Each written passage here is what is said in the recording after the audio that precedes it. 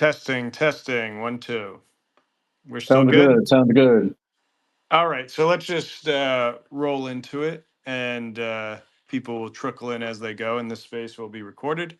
Hmm. So we're here today to talk about Trump's economic master plan.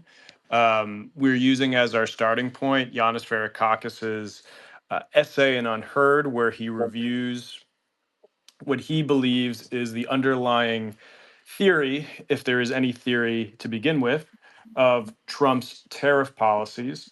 And Giannis's postulation is that industrial development is not so much the aim of the tariffs as much as indirect threats to foreign governments and their central banks to stop artificially strengthening the dollar, allowing the dollar to diminish in value relative to the rest of the world's currencies in order to make US manufacturing more competitive. This is, as Giannis sees it, Trump's underlying smart goal. And Uh, allowing foreign currencies to appreciate, presumably the ones that are being cajoled by the tariffs. Exactly. So the actual direct surface level conception of tariffs is actually a misdirection, and it's more about this currency play that Giannis speaks to, which is the true gambit that Trump is aiming for that will indirectly stimulate industrial development in the United States. Now, so that's our jumping off point. I think I've summarized it decently. Juan, so why don't you jump in now and give your take on what Giannis said? Yeah, I gave the piece a quick read over again, and I guess it sort of changed my mind. I can see the logic to it because my principal critique previously was that, well, tariffs, cause the value of the dollar to go up normally. Although I guess that sort of hasn't been the case of what we've seen now with Mexico and Canada. But typically that's what happens. And so, well, it seems counterproductive that if you want the value of the dollar to go down, the tariffs would not serve that aim. But theoretically, I guess if he can, negotiate one on one with these leaders and get them to agree to appreciate their currencies, maybe that could work, but it certainly seems risky. The problem, too, is that that doesn't seem to be what he's doing because of the fact that it's such an erratic policy. He just puts them off, takes them on, and I would say that it's much more likely that he has a lot more contradictory and multiple goals in mind with the tariffs. How do you think, under Giannis's rubric, other countries will respond? I mean, I think in practice, yeah, they realistically, well, I guess with Mexico and Canada, there really is a lot of leverage, and Mexico has been very accommodating thus far. Granted, Mexico, there are other concerns. The fentanyl concern is, uh, a legitimate gripe, although, we could go into that. I know a lot about this topic. In practice, we talk about like seizures of fentanyl and whatnot, but the drug is just so potent that I mean, even if you seize however many kilos, a handful of people could smuggle in enough of the drug to kill, hundreds of thousands. So it almost doesn't make a difference. It's not to say that I disagree, with, uh, trying to punish traffickers and, seizing drugs is good in of itself. But if the point is to save lives per se, it doesn't really make that much of a difference. But yeah, like I said, impunity is not good, and especially with the cartels in Mexico and whatnot. But Sheinbaum has taken this stance of waiting to retaliate, hoping that she can come to some sort of agreement with Trump, and Trump, Washington seems to have appreciated that, as has a lot of the media. But with Canada, it's definitely another story. And so we saw this episode with Doug Ford, and they sort of reached an agreement, but it's all a bit tenuous. So ultimately, how valid is Giannis's idea here? Does he actually articulate a, an actual conception within the Trump administration that they're trying to use? Um, so that's question one, and then question two: even if the Trump administration does not fully realize it itself, um, is Giannis's mechanics correct? I guess we can only know if, in the future we see some sort of agreement, perhaps with the European Union, that, they're going to agree to buy more American products and also appreciate the euro. It's, depending on the currency in question, it might be a bit tricky exactly how that would occur. Um, I mean, it's the uncertainty that's the problem. That, tariffs on, tariffs off. I guess the um the ones that just went in place against the European Union, that whatever, that they're just matching the tariffs of other countries. He seems to be more decisive with those, but it's that uncertainty that's the problem. I personally, not right now, because of the fact that inflation has been such a problem for ordinary Americans. I would be willing to sign off, perhaps, in like 2 years, if it would, depending on what inflation is at here in the United States, and across the board tariff that starts off really low, like 10%, and perhaps over time goes up. But that would have to be telegraphed, and there would need to be clarity that it's, this is what the policy is, this is what we're trying to achieve, and this is how it will evolve over time. Um, that would be much more logical and would allow for businesses, to accommodate accordingly. Yeah, to your point about the necessity of like Europe being the demand for U.S. manufacturing, what I think, and maybe if we were to ask Giannis, he would, offer all these caveats. But I think what is glossed over in the article is that will Europe even have money to buy U.S. manufactured goods in the future? Because if Europe's industry is getting hit and everything is becoming more expensive in Europe, how does the demand for U.S. goods in Europe not shrink? Um, Exactly. Exactly. Especially Yeah. like one example, even though it's a commodity, is that as the Ukraine-Russian war went on, Europe went off Russian gas and started to import a ton of US LNG. Now you could say, here's this Machiavellian realist strategy by the US to sort of sell US LNG into Europe and improve goods that are going into Europe. But US LNG is like way more expensive than the Russian substitute that was coming in before that. So Europe is like on that very basic level is already paying way more than they had to Hmm. for that critical resource.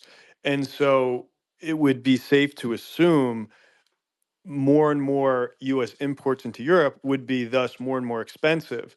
And so you have Europe in a position where it either just gets much poorer and can't buy as much, or it creates a situation where, well, if the Europe is going to be this really weird, tariffing, hostile, schizophrenic trading partner, The um, U.S., you mean? and yeah, the US. And on top of that, they're going to make their goods are even more expensive than all the substitutes that we previously were looking at. Why wouldn't we just then say we'd rather trade with China because Which they is what are a lot of them are recommending, which makes a lot of sense. exactly. It's like the art of the deal that's going on here is the U.S. says we'll have our goods be more expensive, we'll be a bigger you know what to you in emotional stability, and yeah, and we will make sure that your domestic industries will shrink. Uh, so I mean, it's like it's a weird negotiation tactic to kind of suggest that the other side of the deal will kind of get, no wins. And so that pushes this U.S. strategy into weird situation where all of the realist, sort of hard power type of plays going on is actually going to push people more towards competitors and a multipolar world than otherwise. Absolutely. And I mean, I guess with the angle of like purchasing additional American weapons, it is a positive development. The MERS now is trying to like lift the fiscal cap, and they do this huge military and infrastructure program in Germany, which is a bit hilarious. I guess it will take the CSU CDU got Germany into this mess. It'll take them to get it out of it, right? But yeah, again, it's the indecisive nature of the so-called policy. I mean, it's not even really a policy because of that. That's generating all of these problems. So yeah, some people have said that he wants that uncertainty. Trump, he wants to keep people on their toes and not let them know exactly what they're thinking. But I mean, especially when it comes to what I guess was not anymore one of Trump's favorite metric, the stock market. I mean, traders, big finance. The one thing they care most about is stability and predictability, stuff like that. I think the most interesting part of Giannis's article was the conflict that he articulated between Main Street and Wall Street, where Hmm. a strong dollar and trade deficits are actually good for Wall Street because it floods Wall Street with foreign money. Um, it allows them to profit at the expense of Main Street. Whereas Main Street, obviously, if there are trade surpluses and the dollar's weak, they get a boost from all the manufacturing activity. Hmm. So that was the most salient aspect to me, and I think it doesn't necessarily require his general theory he speaks to in the rest of the essay, but it gets to more of the consensus idea um, that we were speaking to the other day, which is you can't have a global reserve currency, i.e., a strong dollar that is widely used in trade around the world, and an export-led industrial economy.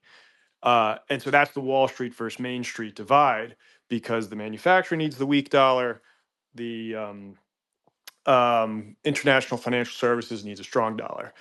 And so that will be the ultimate deciding factor. And I don't know if America can actually resolve that quandary. So what did you think of Giannis's take there? And then generalizing that out, how do you think that plays into our general conversation about you can't have a world reserve currency and an export-led Yeah, industrial economy? yeah. I sent you another interesting piece. I think more interesting actually by Michael Pettis from last year, June of 2024. And he, like Giannis, seems to think that the U.S. can have its cake and eat it too. I mean, his solution actually is to use capital controls for foreign finance. But yeah, I guess under Giannis's model, if Trump can get other countries to agree to appreciate their currencies, it could work. But yeah, I'm skeptical because of the size of the US economy that you could really ever get to a trade surplus. Now, that's something that a lot of hack economists, most of them will say, is that, oh, we're the largest economy in the world. Of course, you can't expect us to have a surplus. Of course, we're going to be in a deficit or whatever. Sure, but that said, the size of our trade deficit is enormous. So reducing it, at least on some level, I think would be beneficial. But I think their point is fairly legitimate. Yeah, that getting to a full surplus would be very difficult. What Pettis says is that inherently countries that have a stronger manufacturing sector by design will be more inclined to have trade surpluses, and that on average, countries where manufacturing makes up a larger part of their GDP tend to have like 3% larger trade surpluses, something like that.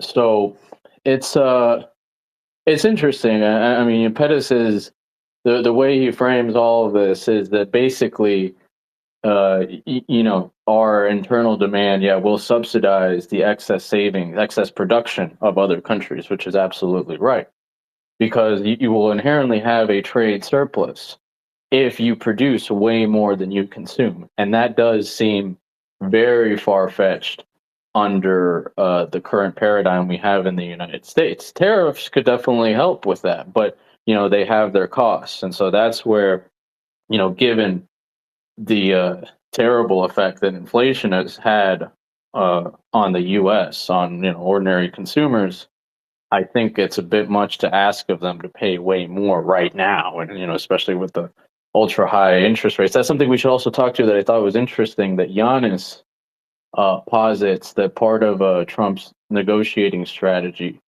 is to get other countries to lower their interest rates too.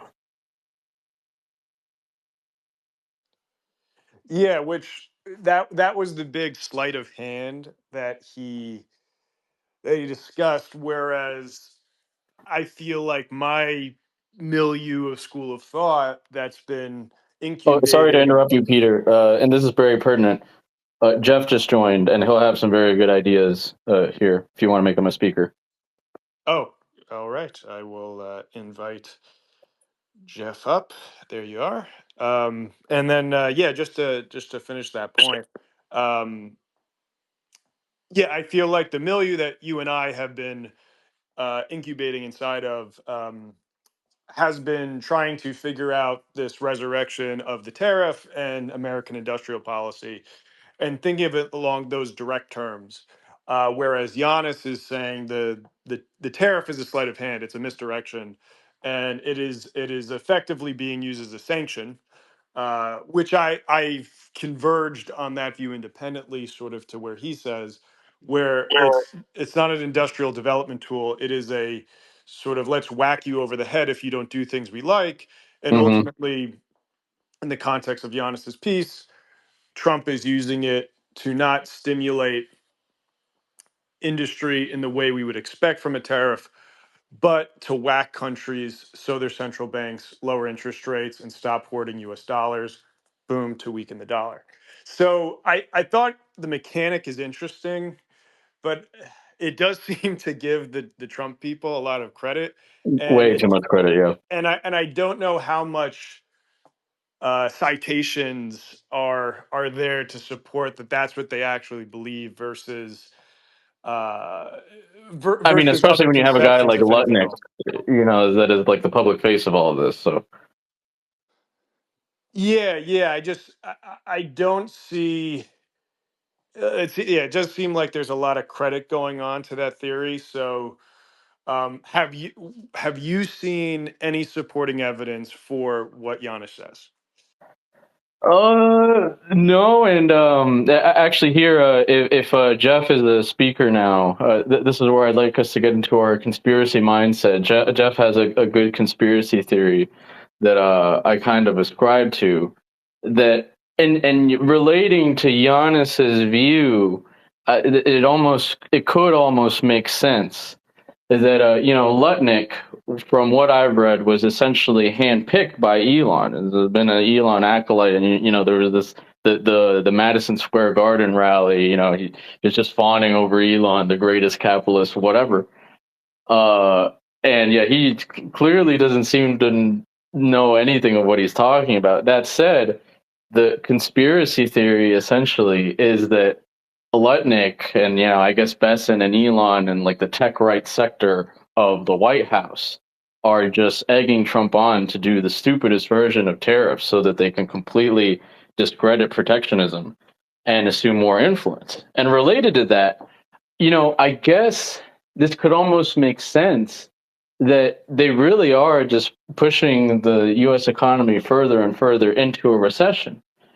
Maybe that really is what they want, because once they get that done, they can justify further cuts. Oh, we're in a recession, we need to do even more austerity. And on the other hand, perhaps they want that because then they could bring down inflation and interest rates, right? Now, granted, if you're that would also assume, though, and this is where the problem is, that they can, once the country's in the recession, that they can convince Trump to stop doing tariffs altogether. Because if Trump continues doing tariffs, presumably then the Federal Reserve will either hold rates or raise them even higher. Otherwise, in the midst of a recession, presumably they would be inclined to cut. But this does become a whole 8D chess thing that I don't really think is necessarily what they're thinking. Who knows? Yeah, what's interesting is that I was just reading some of the chatter coming out of the Canadian negotiations with Lutnick. And what the Canadian side was saying was their absorption of what Lutnick told them was that the entire purpose of their tariff policy is to manage the budget. So Hmm. if we were to just trust what the exoteric account from the Canadians are, is that the main goal here is to reduce the deficit and mirror traditional Republican ideology about being a fiscal hawk. And so they laid it out that the tariffs will drive more revenue into the United States. Um, and then that will combine with the Doge efficiency cuts. Um, that will lead to the US having a budget surplus again. So this is where that kind of throws a whole monkey wrench into Giannis's idea and While even we're some at of it, the we're also ideas going to we were replace the talking about. income tax with tariffs. Sorry to interrupt. Yeah, and replace the income tax with tariffs. So that's where again we're even getting a more muddled conception of the purpose of tariffs is not to stimulate manufacturing directly or you know change the position of the United States vis-a-vis the rest of the world in trade. But the ultimate central focus of the tariff policy is traditional republicanism to, Yeah. uh, you know, deal with this fictional budget deficit to get it to a surplus. Now, Hmm. when you stop looking at the deficit from a tongue-in-cheek point of view as like an MMT would perhaps, and shift over into more of kind of a realist look of balancing the demand and supply for U.S. debt, as I've kind of tried to articulate more and more. That's where you could look at it as okay, effectively what they're trying to do is they realize we're entering a multipolar world. They're realizing the dollar is losing demand. They realize that US debt is becoming less demanded by the rest of the world. So they are in both a hunt to figure out how do we create new demand and how do we sort of cut around the edges to make sure we can still keep funding the absolute necessities of the U.S.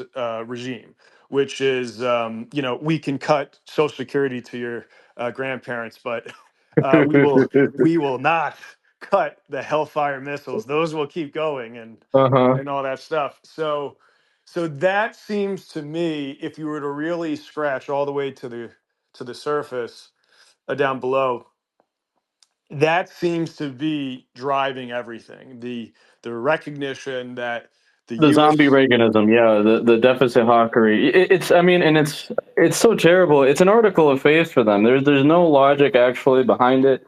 They say, oh, we need to balance the budget and whatever, but I mean, that just comes completely into conflict. You can't possibly believe they're serious unless you're just completely brainwashed.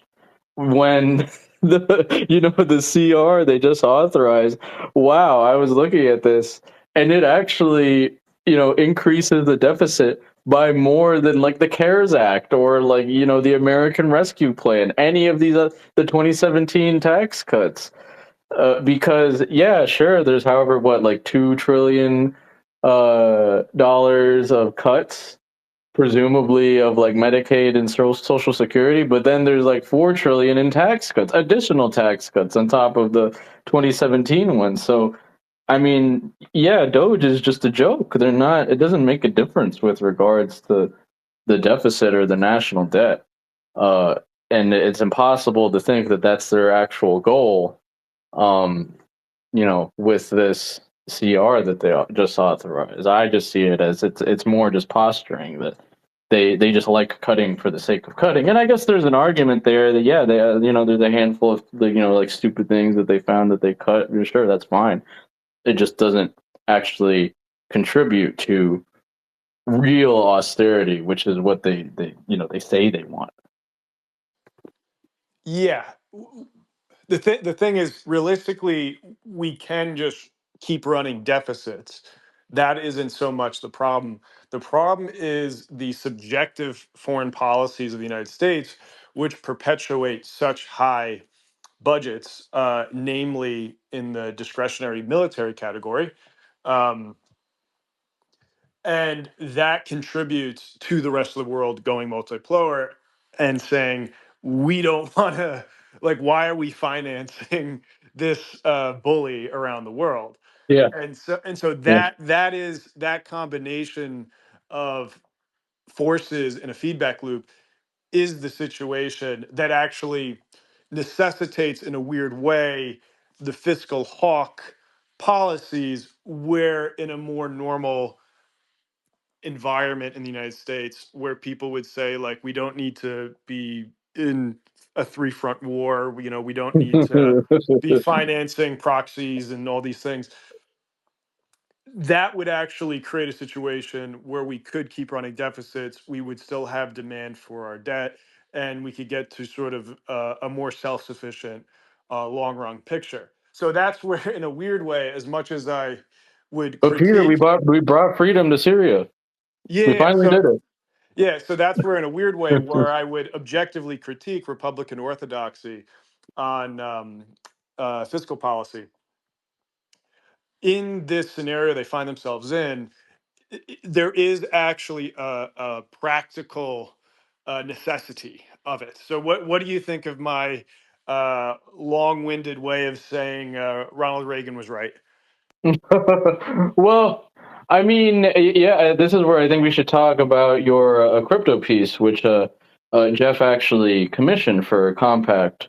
I recommend checking out. You have a longer Substack, and this is kind of an updated, more concise version. And the reality is that uh, I think that there's probably, it depends. So there's basically the thesis you lay out is that as the dollar's use as the world's reserve currency declines, our debt and deficit will become increasingly more unsustainable. And essentially, I think this, if we want to call it 8D chess by like Trump, or more specifically the tech bros, I think it is correct. Your thesis, and you can talk about this more in depth, is that they want to use stable coins, which are like pegged to the dollar. Inherently, you have like a strategic reserve of stable coins that will, and this is a huge untapped market of criminality, basically. That will, and because it's pegged to the dollar, flooding the U.S. financial system with stable coins will increase demand for the dollar, and thus mitigate any further decline of the dollar as the U.S. is a world reserve currency, and thus allow the country to continue spending um, as it has been for decades now, essentially. Now, the solution, the solution, yeah, would be to cut back on military spending and our venturism abroad, which is largely responsible for the bulk of our national debt in reality. it's true, entitlements make up a huge portion of that. But were it not for the fact that, Iraq, Afghanistan, and all our other nonsense abroad, our fiscal situation would be much more favorable had we not, done those things. So it's and then yeah, as you say, the other alternative is to raise taxes, which no one wants to do either. So we're in this bind. It's cut back abroad, which isn't going to happen. Raise taxes, not going to happen. Or yeah, actually make cuts to like Social Security, which hopefully doesn't happen. Also, so it's in light of that, turning to crypto seems like a good idea in Trump's mind, who used to be against crypto. Yeah, it's a very weird situation that the U.S. is in, and in some aspects, it's almost a little bit like national dysphoria of believing that you were both sort of this small autarkic country, believing in the Washington credo of not getting entangled in foreign affairs, while at the same time being this imperial behemoth, uh, entangling yourself in every corner of the world. And it's the inability of Americans to reckon with this, in order to like figure out like what has to happen, or like what are the constraints placed on it as sort of history has turned into this new chapter. But just to summarize my crypto thesis, as you said there, I think the United States is pretty constrained, as I said. I take on the analysis of the economist Michael Hudson, who came up with the Treasury Bill Standard analysis, who says that after 1971 and other countries wanted to exchange their excess dollars for gold, Nixon obviously brought down the gold window and said basically the only way that you can park your excess dollars will be in treasuries. Um, and if you don't do that, the US dollar will crash. That will make your export led manufacturing economies less competitive. That will sink your economies, and basically don't not do so much harm to us, if not make our economies better. So so that was the hostage scenario that Nixon created for the rest of the world. It basically worked. The rest of the world kept buying US Treasuries, essentially financing the US deficit, and largely the military, and made it somewhat immune to democratic controls, as the true price of being an imperial behemoth, and financing that was basically paid for by the rest of the world buying treasuries. And so now that that system is starting to disentangle, as the rest of the world develops on par with America, they start to reduce their financing of U.S. debt, especially as the U.S. becomes more and more a belligerent enemy, namely China. The U.S. needs a like really quick fix to this, and so they look around and say, "Well, where are we going to get new demand?" And the easiest place to look is, well, who needs the US dollar but currently can't get access to it? What is that demand? It's the illegal market. Now, we could put a lot of nuances on that, but essentially that's the catch all term I'm using. And that's where crypto comes in to be the new dollar like instrument and system that will facilitate bringing the illegal market into the US dollar system to keep propping up the US imperial regime. So that is my thesis. And I saw Jeff just joined us as a speaker. So I'll turn the mic over to Jeff to say hello and give us your take on what we've been chatting about. Yeah, I was struck by your national dysphoria term because it made me think of these remarks of Trump's about the North American map, and that the Canadian border is an artificial line. Apparently unlike other borders, which are natural. Um, but there does seem to be this sense that when Trump looks at the map, he's experiencing something like a dysphoric or dysmorphic sense, that America has had all these things cut off from it, or has all these limbs that are, have been sort of artificially separated from it. And he feels that it isn't what it's supposed to be. So that that's just one remark. I mean, I think it really does capture something odd about his psyche, which I think speaks to this odd moment we're in, where we're pivoting from one model of American hegemony, which you just described, which is enabled by the dollar's reserve currency status, and so to try to be generous to the more generous than I might otherwise be to the people in charge, they're engaged in a kind of experimentation and a kind of testing out of different ideas of what the new order might look like. These ideas often seem radically incoherent in relation to each other. I mean, in terms of like American empire, it's very bizarre to, I mean, there was an idea that was pretty fundamental to MAGA that, we were overstretched around the world in the ways that Juan was just talking about, that we got entangled in all these situations that really didn't do much for us and cost us huge amounts of money. And, so that was like a pretty fundamental shift, particularly in the Republican coalition. But, Trump's kind of lurching into these sort of imperialist fantasies kind of, and the other thing I was just struck by was I read this piece by Ralph Leonard about this apparent plan that's been floated to the governments of Sudan and Somalia to resettle Gaza refugees there. I mean, which is utterly insane and quite nefarious. But it's also, what's kind of remarkable about that is like, okay, so how are we going to do that?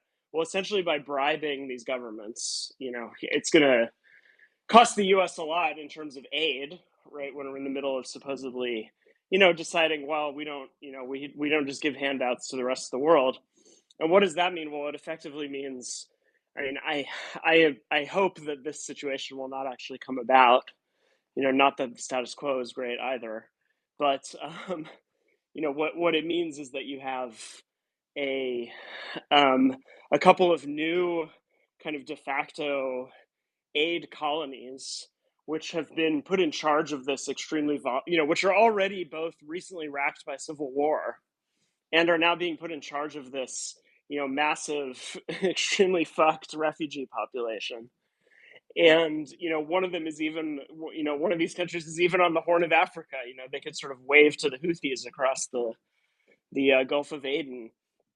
That's a good point. This is truly, I mean, it's truly madness, and in some sense, like far more mad than a great deal of what Bush did, even, which was quite whatever mad it in takes, itself.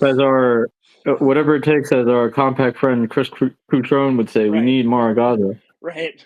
No, so I don't know. I mean, I think what's fascinating about all this, and I try to mostly just observe it all as symptomatic again of this moment of transition, is that all these ideas are being thrown out that some of which, as I think Peter explained well with regard to the crypto idea, they do have a kind of compelling logic if you try to figure out what that is. It's there are obviously like many flaws and pitfalls in it, but okay, I mean there's sort of a way in which that that makes sense as a way of attempting to sustain some modified version of the status quo.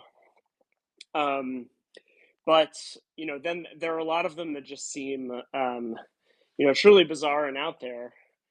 And I mean, you were initially talking about tariffs, and then I can shut up. But I did, as Juan noted, I think pretty soon after the initial announcement of the Canada-Mexico tariffs, my conspiracy theory was that basically these people like Lutnick, who clearly I don't think really like tariffs.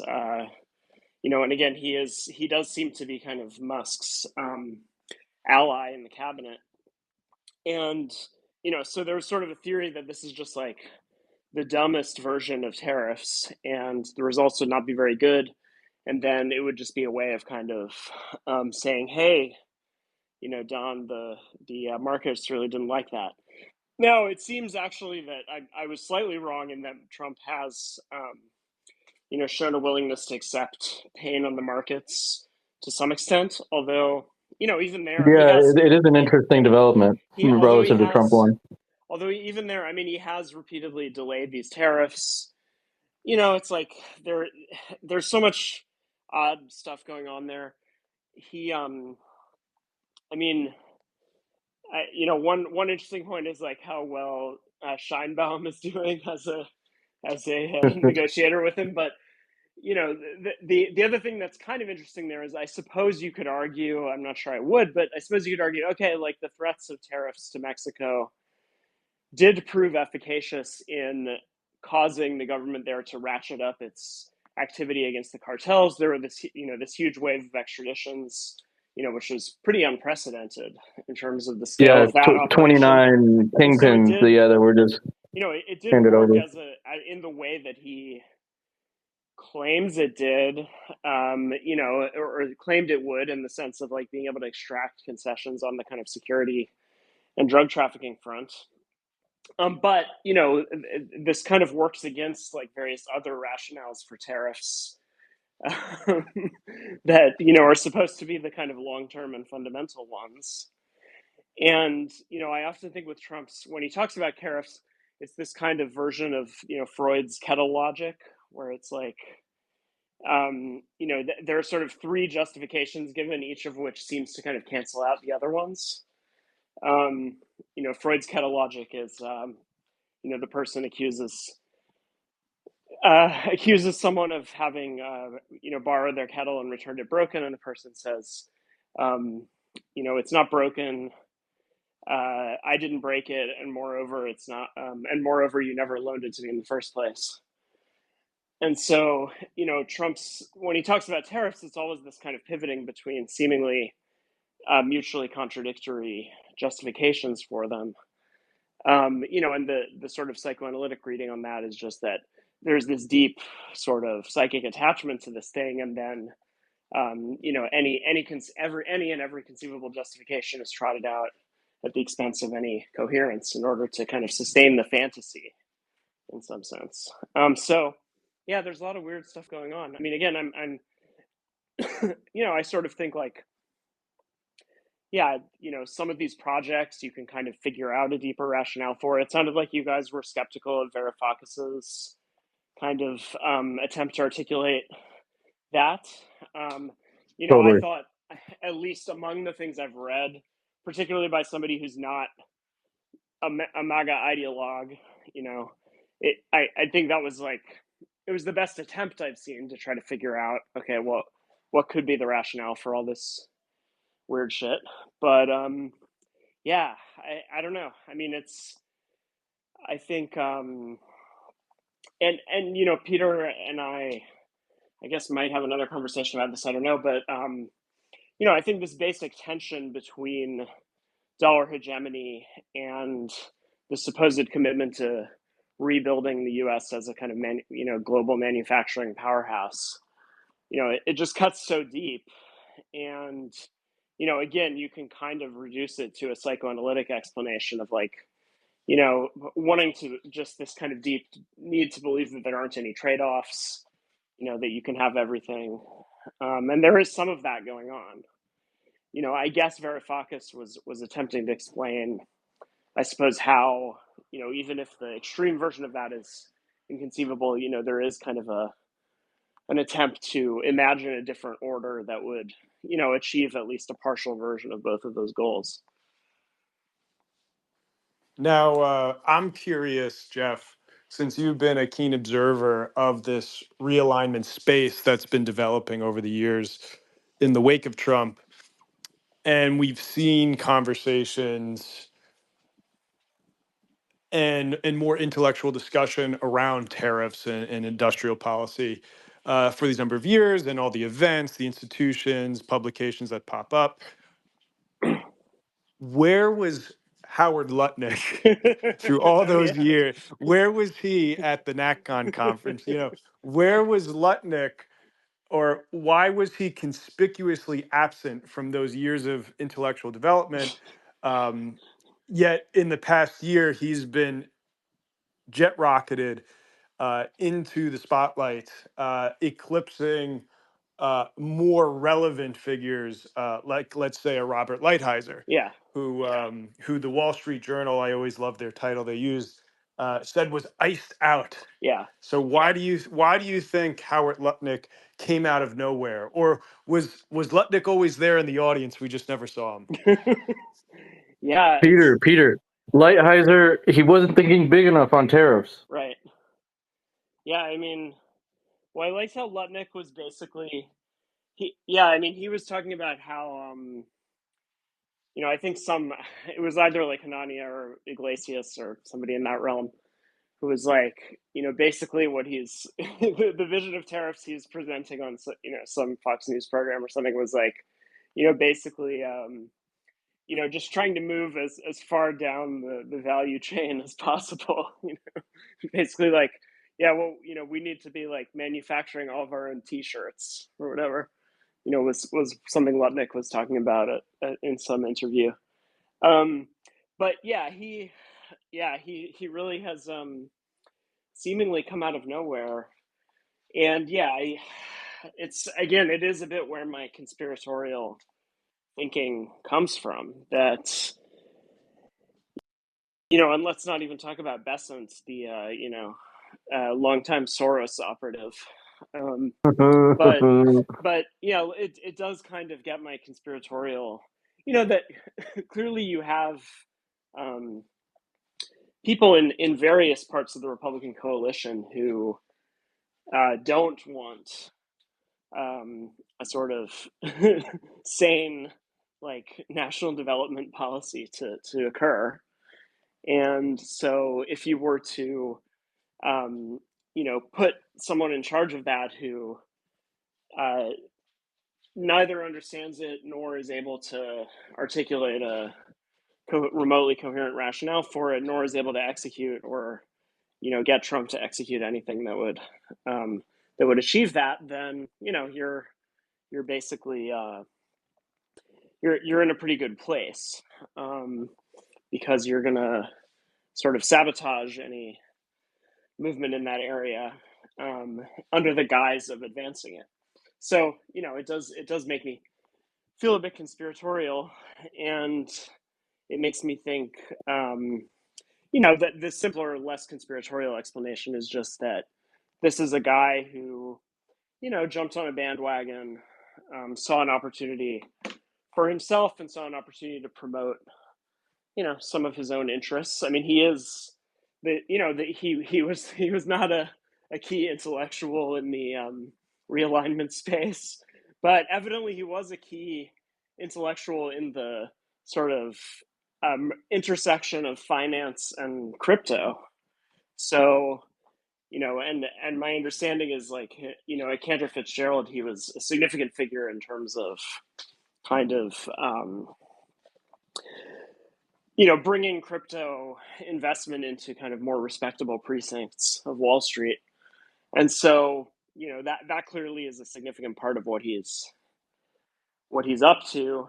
And it has a nice even though he's not a tech sort of Silicon Valley guy, it nicely aligns him with the interests of a number of the tech right people who are now part of the Mar-a-Lago orbit. And so I don't know, I mean, that's kind of how it seems to me.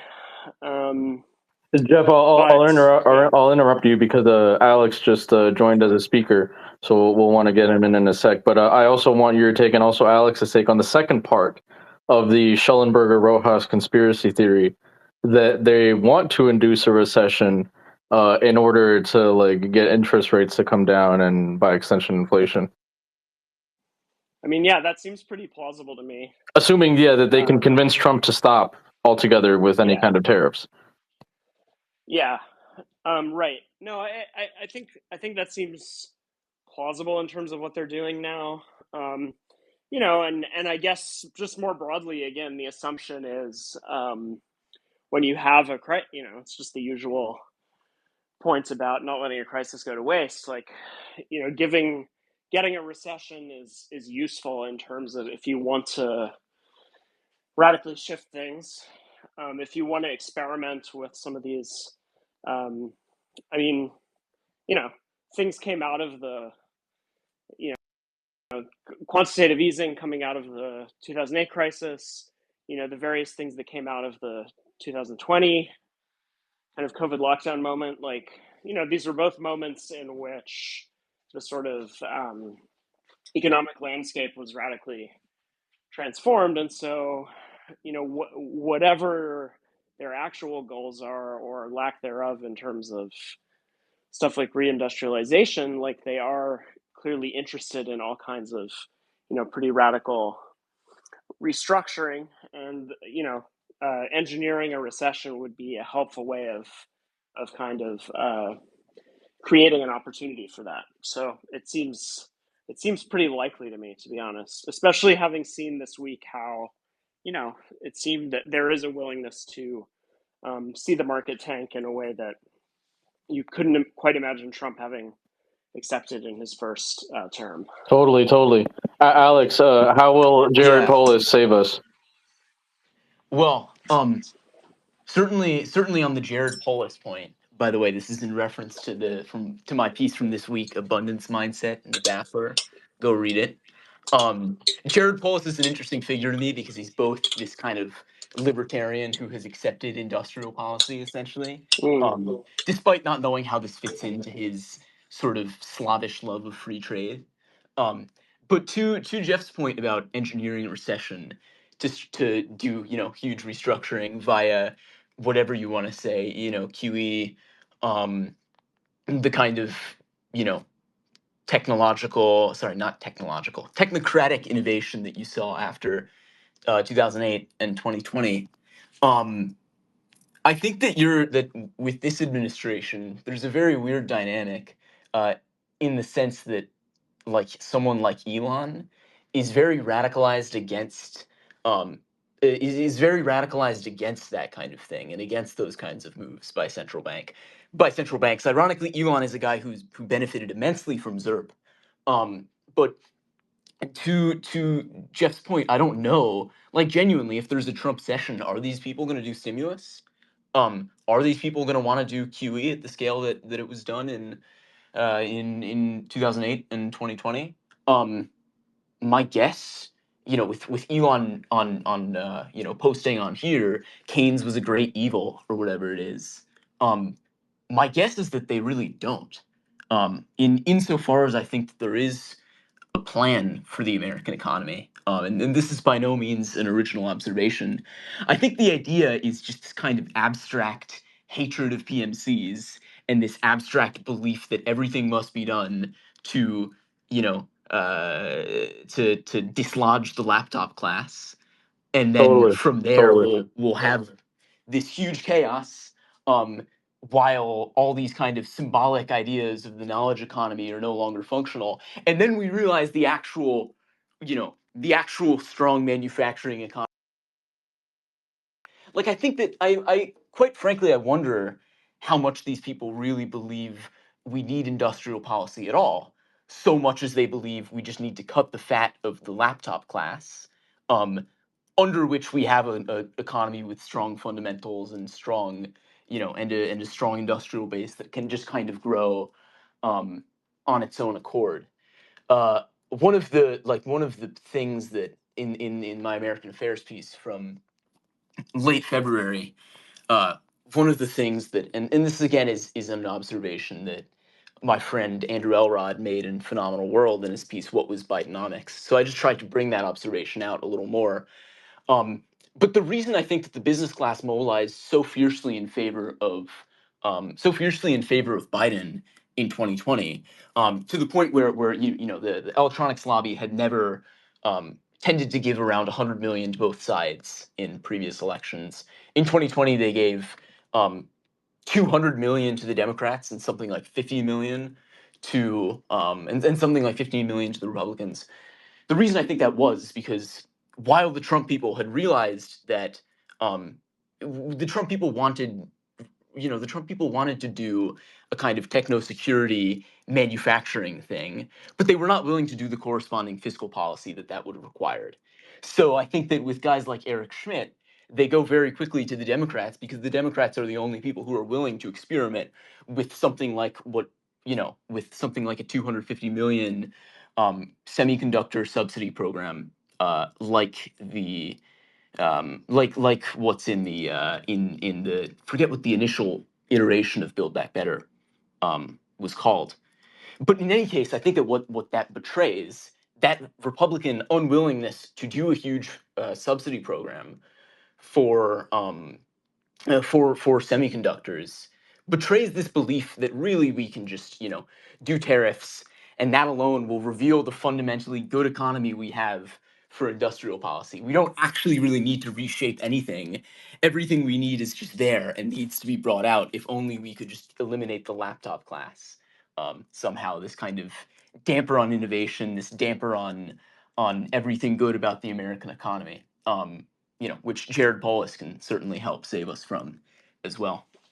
Well, And if that I could, is, I mean, that certainly is. I was just going to say briefly, in terms of the Elon Musk theory, that essentially the idea is, well, that's what he did at Twitter, so it'll work on the scale of the whole economy. You just cut out this parasitic middle layer of woke bureaucrats, and everything will be great. So, and then I suppose if the economy just becomes a kind of collection of crypto Ponzi schemes, it will sort of resemble X as it currently exists. So that this may be all of our future. Like, this platform may just be a little running a kind of simulation of our broader collective future. I'll jump really quickly. Both Jeff and Alex, yeah, I think you guys make great points. I mean, Elon wants to make X the everything app and whatever.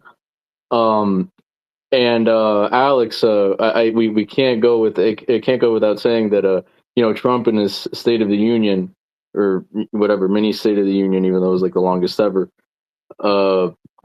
he said he wanted to repeal the CHIPS Act. So we're getting to a paradigm now, I guess, where Republicans are for tariffs but against subsidies, because subsidies are evil distortions of the market, but tariffs are okay because I don't know, you make, they give you revenue, so it's and then Democrats will posture against tariffs even though they've used them too. So Michael just joined also and is a speaker. True Cuencoism, welcome. Hello. Michael, what is your theory on the end of America?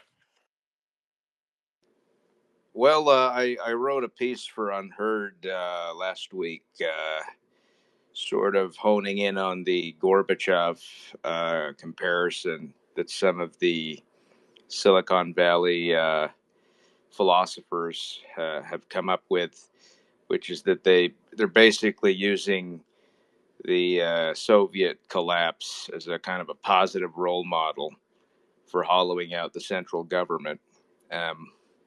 So I was just putting it out there, and I'd like to sort of see people think of Doge as sort of a part of that kind of continuum towards a federal government collapse. But so far, people seem to think it's quite an outlandish theory at the moment. But if you think about it, I think that's where things might be headed. Yeah, if I could Michael, connect the you wrote. dots. Oh, Yeah, if I just want to before I lose it, connect the dots between what Alex was speaking to about sort of the Elonification of current politics, and then what Michael was getting at with the post-Soviet style collapse.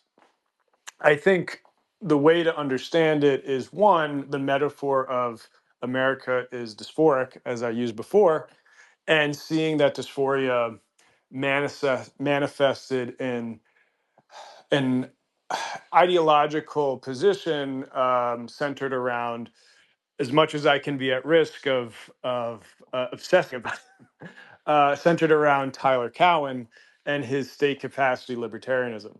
And I think this is actually the perfect way to kind of fit everything together, in that it is a nexus of old Republican orthodoxy, given the fact that George Mason University is a traditional old school Republican outlet funded by the Koch brothers that has been a principal agent in pushing Republican leaning libertarian ideology into US politics, and how, in the more recent iteration of Tyler Cowen, he's been refreshed in the Silicon Valley world as this like technocrat, progressive, anarchist in a weird combination of factors. And ultimately, his state capacity libertarianism uh, brings up the dysphoria metaphor because it basically wants libertarianism for all the things that oligarchs don't like. So, like pensions and entitlements and state parks and bureaucratic research and development agencies, all Financial these things that watchdogs. are and where the dysphoria uh, manifests itself from there is that, well, when the oligarchs want the state to do something for them, well, then go full socialism. And that's where disciples of Tyler Cowen, for instance, like Patrick Collison, who's the CEO of and co-founder of the payments app Stripe, um, has co-written articles with Tyler Cowen, and he's also spoke to another term, which is government as a buyer. So the government can't like use its authority and its role in a way that emulates what a Mariana Mazzucato might talk about as the entrepreneurial state, or the state as we knew it in the past decades of the golden years of post-war Western civilization and building up economies, and sort of the company man, the government agent man, doing all that, Bell Labs, things like these, the actual advent of Silicon Valley. Instead, what Collison articulates from his reading of Cowen is that, when there's a Silicon Valley startup that can facilitate an objective the state might have, well, the government just has to give it all its money or create conditions in which all that money can be funneled to that startup. And so that is, I think, where we can start to understand this stuff is, let's say there is a correction, maybe Main Street won't get bailed out, but certainly this new class of uh, private tech finance will be there to be the vessel to say, well, you have to actually bail us out. And is there no better example of seeing that manifest, that when Silicon Valley Bank crashed, all of those people were whining that the government had to bail out Silicon Valley Bank?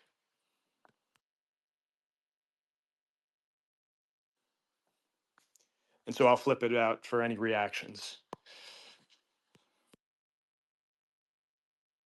I think you're totally right, Peter. I mean, it's yeah, we have our shared distaste for so-called state capacity libertarianism, but I think the way you put it is pretty eloquent and correct.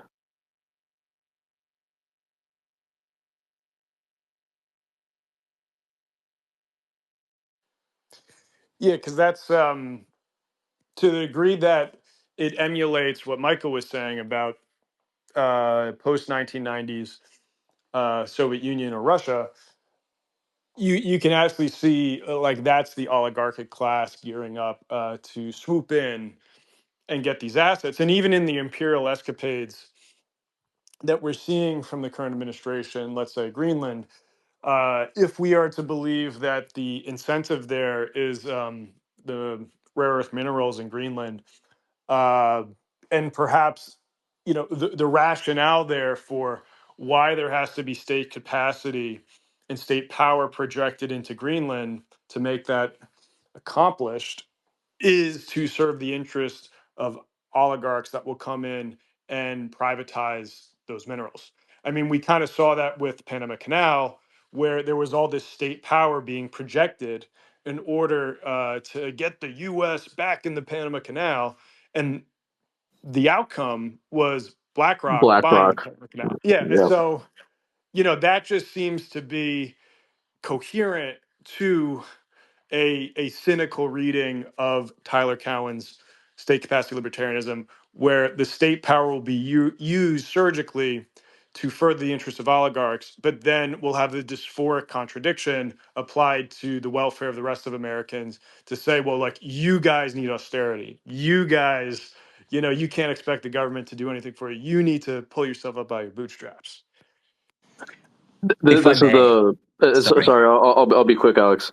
I think this is the perfect response. A quote from our friend Secretary Lutnick, and in reference also to a comment Jeff made on Danish settler colonialism. Quote, just remember, the reason Greenland is part of Denmark, did you ever think about that? Why is Greenland part of Denmark? Because Eric the Red was this Viking, right? He was kicked out of Denmark for murdering people. He went to Iceland. He was kicked out of Iceland for murdering people. He goes to Greenland, and what does he do? He murders people and takes over Greenland, unquote. We might have this new iteration of American power, but we will still receive moral lectures as America tries to wield its influence. So that at least hasn't changed. Maybe we can take heart in that. I think you have, especially in regards to state capacity libertarianism, um, I think you have a very weird contradiction, or like I guess I would describe it as almost a schizophrenia among the American business class, especially during the Biden years. Um, and it's very clearly exemplified by someone like Scott Bessent. Um, but you see this in many of the big finance guys who back Trump. You see it in Larry Fink, um, where all of these people were at once extremely supportive of and not just extremely supportive as a political question, but just as an existential one of the QE done in the time of COVID, um, of industrial policy generally speaking, given obviously BlackRock's green investments and so forth. But then when inflation started picking up around late 2021, all of these people immediately started demanding immediately started blaming Biden's supposed overspending, and immediately started demanding that the Fed hike interest rates. And the huge thing that lots of these financiers were talking about throughout the campaign, including Bessent, but also Larry Fink, also Jamie Dimon. These people were all talking about deficit reduction. Um, this is a top of mind thing for, I think, the American financial elite. So you have this weird kind of, you can describe this whatever as a Kalecki moment, if you like, where these people are both demanding industrial policy, demanding expansion, um, but then very quickly, when they get the tight labor markets out of that, um, when they get potentially inflation, or at least the appearance of inflation caused by overspending, immediately shit the bed and start demanding deficit reduction. And so I think that's telling about the state of American politics for a few reasons. Um, the first being that I just wonder really how far we can even get with industrial policy before these people shit the bed and start perceiving something that threatens their power in the form of labor markets too tight or inflation. Um, and Mikhail Kalecki believes that the way that the business class would respond to this is by preserving whatever it is that's causing the tight labor markets, while then breaking the tools that workers use to extract the most to extract whatever it is, the most wages, the most bargaining power, from those tight labor markets. That being, in his telling, fascism. But and in some form, what the Trump presidency may really be is this attempt to, at least in the minds of these people, to somehow preserve the big industrial bills. At least they think they can. The American Petroleum Institute clearly thinks, and they've gone on the record and they've said this. They clearly think that they can at least preserve the big provisions of the Inflation Reduction Act that benefit them. Um, I don't think that any business groups seem seriously concerned about the prospect of the IRA getting overturned. Sorry, the prospect of the CHIPS Act getting overturned. Um, that would obviously require 60 votes in the Senate, which is just obviously not going to happen, regardless of what Trump thinks. I don't think that anyone within the semiconductor industry is seriously expecting a repeal of the CHIPS Act. And I may be wrong. I don't fully understand a lot of the mechanisms of how this is implemented on an agency level, and I understand that they've attacked a lot of that stuff. But I think that what you may end up seeing is an attempt to, or at least my best guess as to what the economic master plan is, to return to the subject of this space, is that these people are trying to both, many of the people in Trump's orbit are trying to preserve both the big industrial policy stuff and do deficit reduction in the form of cuts to Social Security, Medicare, Medicaid, etc. Ironically, and I had this in the American Affairs piece until Michael or Julius Krein, I forget who it was, cut it out, which is very unfortunate, but it's okay. Ironically, what may happen is the legacy of the Biden era remains perfectly intact. All of the stuff that Biden did, more or less, remains mostly there, with a few cuts around the edges, while these people gut like the legacy of the last 60 years of progressivism. Michael, speak now at this slander. I would never cut your prophecies, Alex. Actually, maybe that did make it into the final piece. Yeah, maybe it did. Maybe just the way that I phrased it got changed around. I don't remember. Forgive me. Yeah. Well, as your Yale reference, I would never dare. Thank you, Michael. I think you make a lot of great points, Alex, and yeah, I think it's unrealistic that the CHIPS Act would actually get overturned. Although I could see them going after some of the IRA stuff. It's hard to say, but yeah, the math in Congress is a little difficult with their slim majorities. But granted, I guess they could try to doge some of the stuff. Although who knows if that'll last. It's yeah, it's I wanted to say before and relating to in part to another piece from Michael on the framers. It's funny because Hamilton, who's held up as this the father of like the American system and like American protectionism and all of it, he wasn't actually in favor of tariffs. He was a subsidies guy. So it's funny how all this kind of stuff plays out. Tariffs really, sure, Clay, the actual American system in like the 1820s and whatever, and then later the actual Republican Party during like the Gilded Age in the second half of the 19th century became much more prominent. Well, as Curtis Yarvin likes to point out, Hamilton was a startup guy. Yeah. Well, as someone who is currently writing a book on both Matthew and Henry C. Carey, and sort of their contextual position in American 19th century industrial economics, and obviously Hamilton playing a big part, I could speak a lot to the differences between Hamilton and them, and ultimately what became the orthodox consensus of American economic school of thought. But that's a can of worms, which I'll leave right here and leave everyone's image of Hamilton intact. But to be glib and speak to it shortly, um, the situation with Hamilton was actually that he was preferential to monopolies. And so he did want the United States to actually uh, establish monopolies like his, I believe the name was the New Jersey company that he was managing, which would basically be these big centralized industrial bureaucracies. And ultimately, his firm was a failure. And you can review Jay Cost, his books on this. It's actually very informative to pick apart some of the differences of Hamilton and the rest.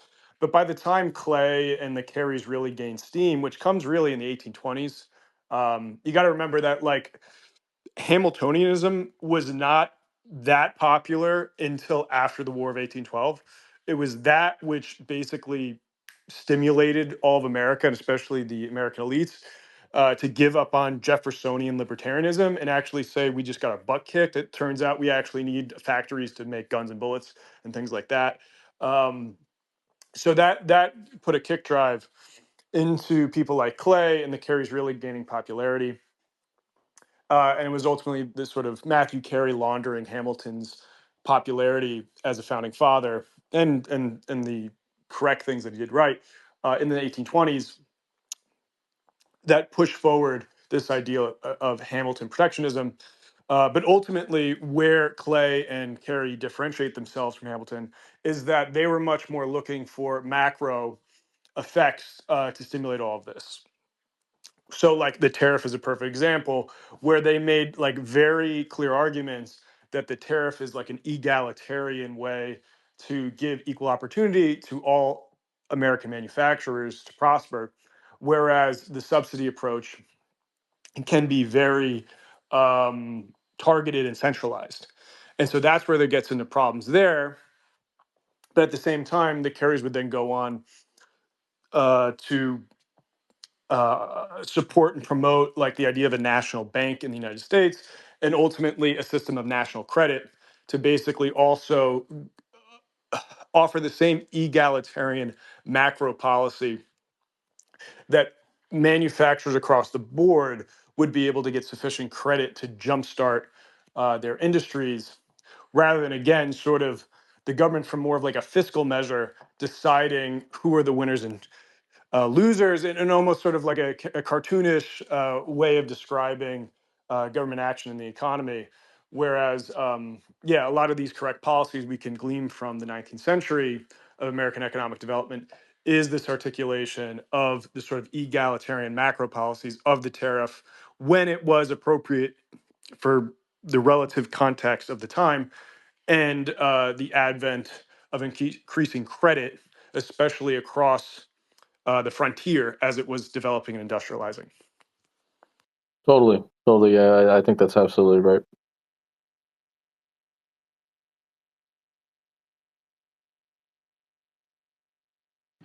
Michael, I wanted to go back to your Gorbachev point. It really strikes me that a couple of years ago, I edited an article of yours that, among other things, pointed out this, de-Bathification concept, which again is really, that was essentially, this very platform that we're on was kind of the trial, Elon's trial run for that, and now they're, trying to do it to the state, and much as Vance said they would, and as you pointed out, what was kind of unintentionally hilarious about this was that despite being an ostensible critic of Bush era wars, Vance didn't seem to remember that de-Bathification hadn't really gone very well, and it's kind of incredible to me to see people now citing perestroika as a model, given the spectacular collapse of Russia and like mass die off of large parts of its population and just complete devastation. But so it's like perestroika sort of makes de-Bathification look like a success, but that seems to be where we are. Yeah, and in that article for Compact, was it 2 years ago, 3 years ago?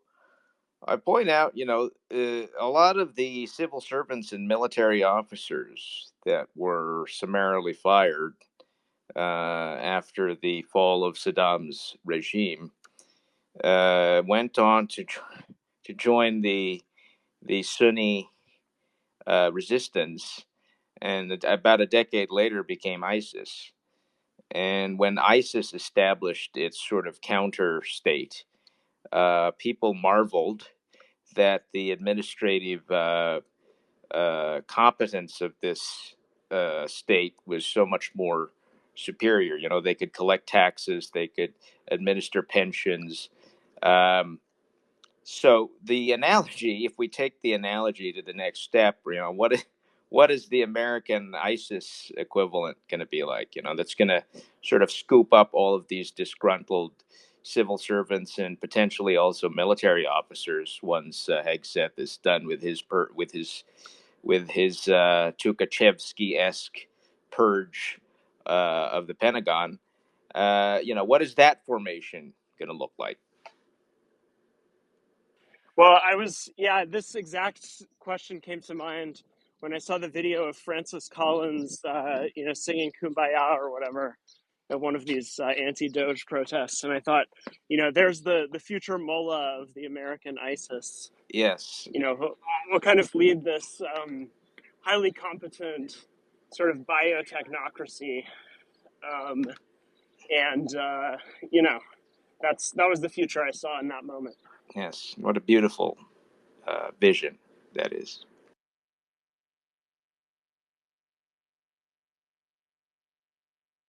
But I mean, going more to a bigger thing that you raise in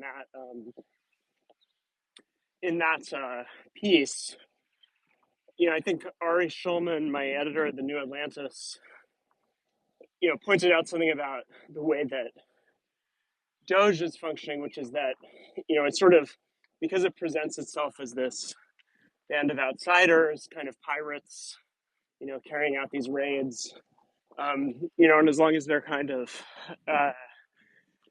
riling up the online support base, that's kind of all they need to show for their efforts. And so as he pointed out, it really is, these are clearly not people who seem to see themselves as a ruling elite in the making, right? And that was kind of a key point that you, Michael, brought up about the kind of spirit of populism, which is that it cultivates exactly that sensibility, that sort of countercultural outsider sensibility, and kind of incentivizes all activities according to the rewards of that particular sort of cultural milieu. And so that means it's incapable of ruling in any positive sense. And that really does, is so clearly being borne out. We shouldn't be surprised, but and I think it's particularly striking because there were some remarks, at this consolidation of the tech right that, from somebody like Hanania, who's now, said he's very disillusioned with Musk. It was like, well, maybe we actually, I was worried about the right not having, not having the human capital to rule, but maybe now we do, and now he's sort of, I mean, I suppose he might be one of these in the state capacity libertarian camp. I'm not sure if he's defined himself that way, but He's spoken it favorably seems of it. like, I would say that yeah. So but he's looking at this and saying, these guys are clowns and they have no idea what they're doing, and as any sort of honest observer would have to conclude, and so he's now talking again about the right's human capital problem, which is essentially in his account that even sort of smart, brilliant tech entrepreneurs and engineers, can just be kind of turned into drooling retards by spending too much time on Elon's Twitter. I mean, Elon himself is an excellent example of it. Yes, yeah. But anyway, I mean, just going back to Michael's point about like, this is a culture that is inimical to, producing a competent ruling elite, it would seem. Well, to speak to what you're getting at,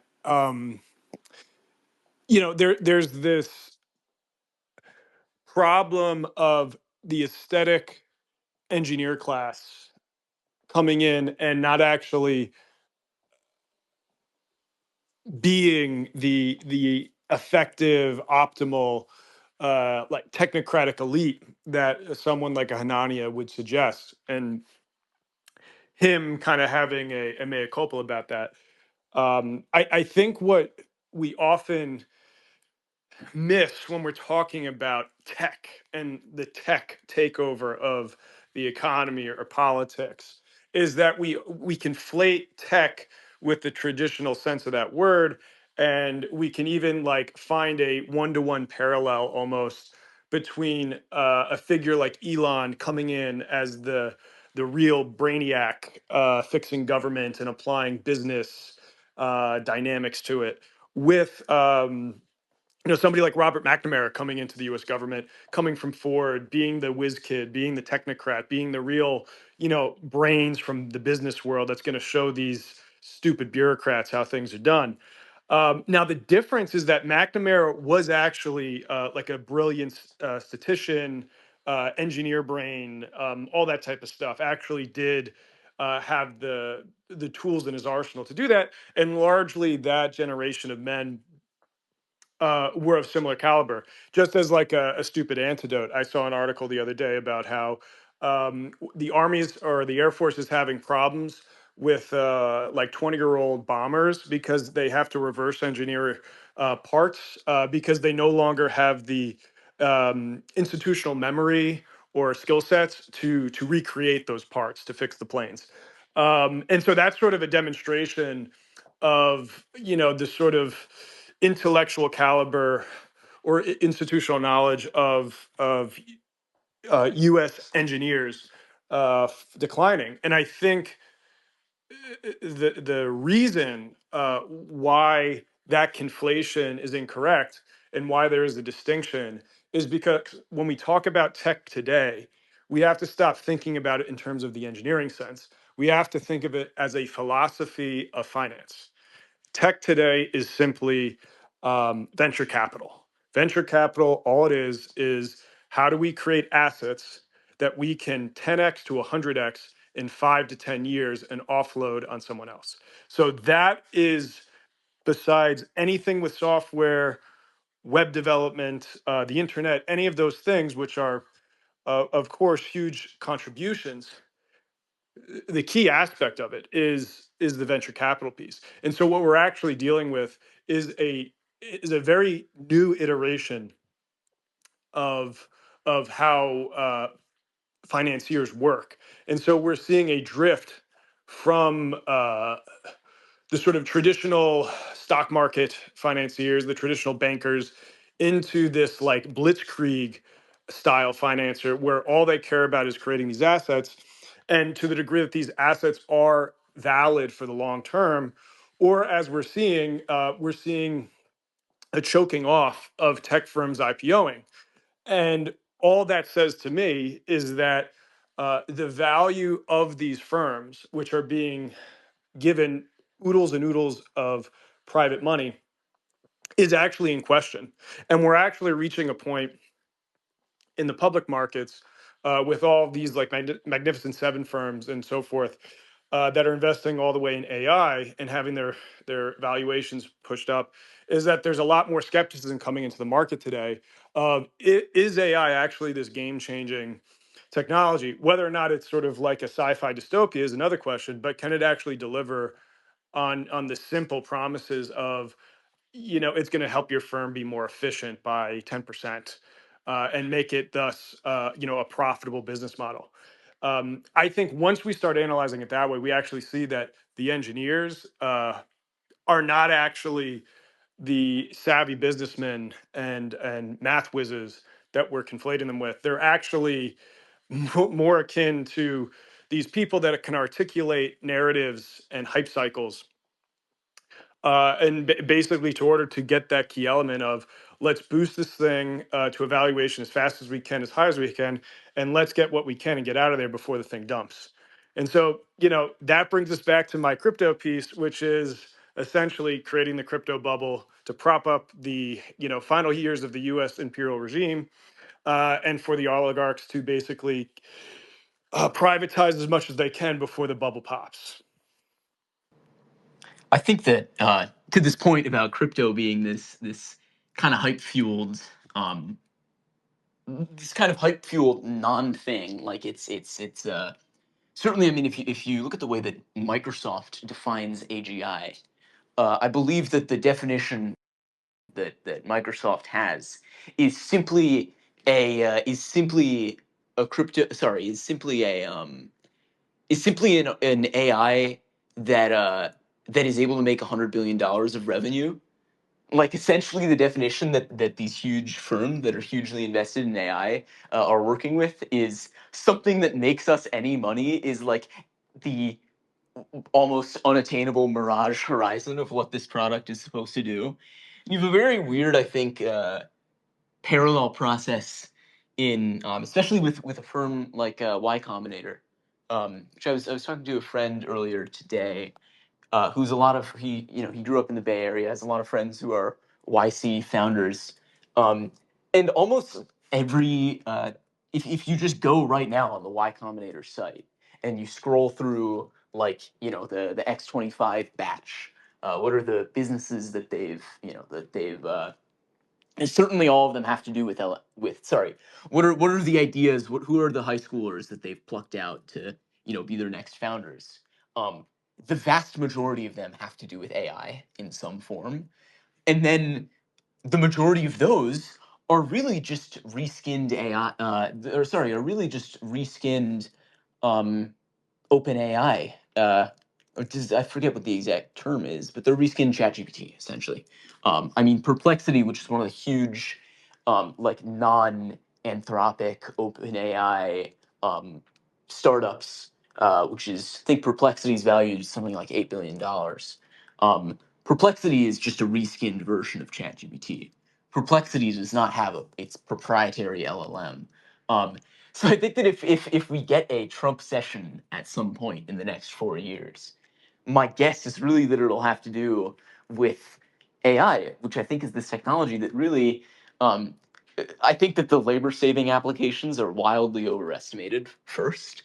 And second, every single party in AI uh, is losing billions of dollars every year. I think OpenAI lost something like 20 billion last year. And this whole Stargate thing that they announced what feels like a million years ago. I think Elon is absolutely right to point out that they don't have the money first. But even the people who are investing money really have no clue what they're doing with it. Like oh, we're going to build a huge coal plant to power the huge data center. There's really there's no technical anything here. It's just oh, we're going to make more servers. um, that's I think that the Sam Altman that's his vision. It's just a big data center. Um, so I think that we're really reaching a dead end, and it's unclear how much longer the hype can go on. Alex, are you saying the guy who invested at the peak of WeWork is incorrect on his assessment of the future of AI? Yeah, believe it or not, that is what I'm suggesting. All right. So, what does the rest of the panel think on the flourishing of high human capital in the tech sector, and is that human capital actually high? Um, well, many of them are high, but a different type of high. But are they actually On effective? ketamine. Yeah, intelligent, and do the solutions that they're offering the world, like AI, actually have a meaningful impact?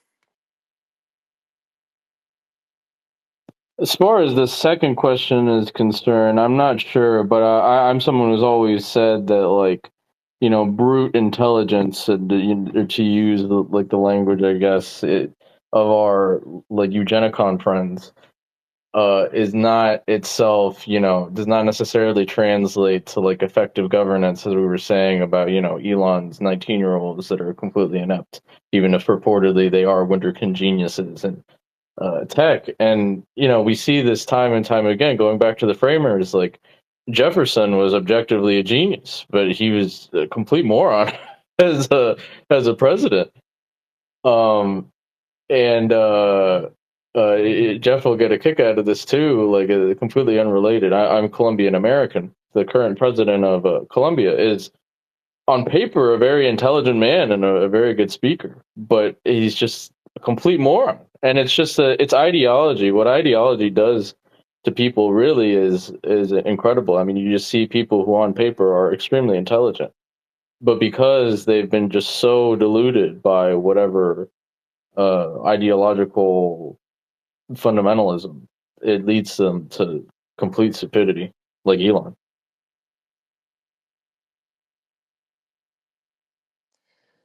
Yeah, and that's where I've argued in other places that the idea that America is not a meritocracy is getting it wrong, because whatever you want to say about the policies that, like people say about how like woke DEI is basically harming the meritocracy, who were the elites that initialized the woke like, who is the prime move, like who is the first mover? And we have had an incredibly merit centric society, like I said, since the advent of basically the Harvard whiz kids like McNamara.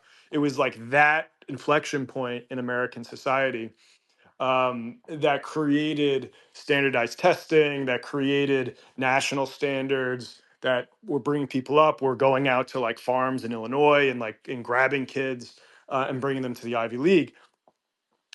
These and so since then, will like anyone argue that a lot of our elites have not actually met the thresholds of certain meritocratic, standards? We can always pull out like sort of a George W. Bush, and maybe he had C's at Harvard or something, and criticize that as a legacy nepo baby.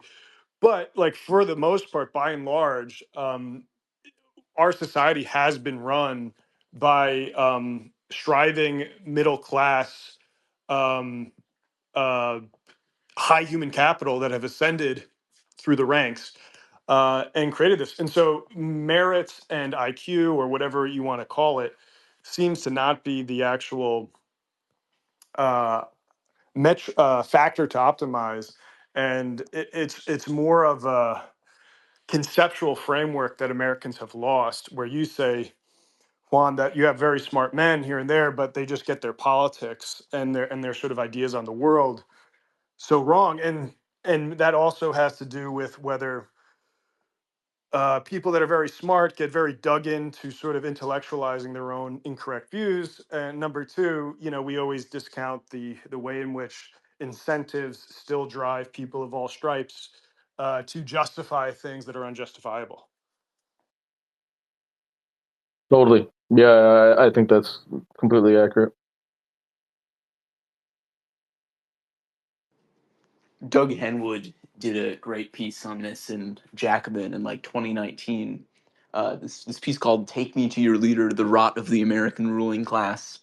Um, and one of the things he points out is that in the 40s, 50s, 60s, really until the shareholder revolution and the rise of PE, um, and the American ruling class really, like you talk to the average, whatever it is, the average American businessman, the average American bond trader, these are not people who, the guys who kind of, pop out of Yale and work as, I don't know, some kind of middle management, or executives or bond traders or whatever it is. Uh, these are not people who especially believed themselves to be exceptionally intelligent, um, or exceptional people in any regard. They just believed that they were minions in upholding a certain order, that had to be, and it had to be them because of the certain values that they had.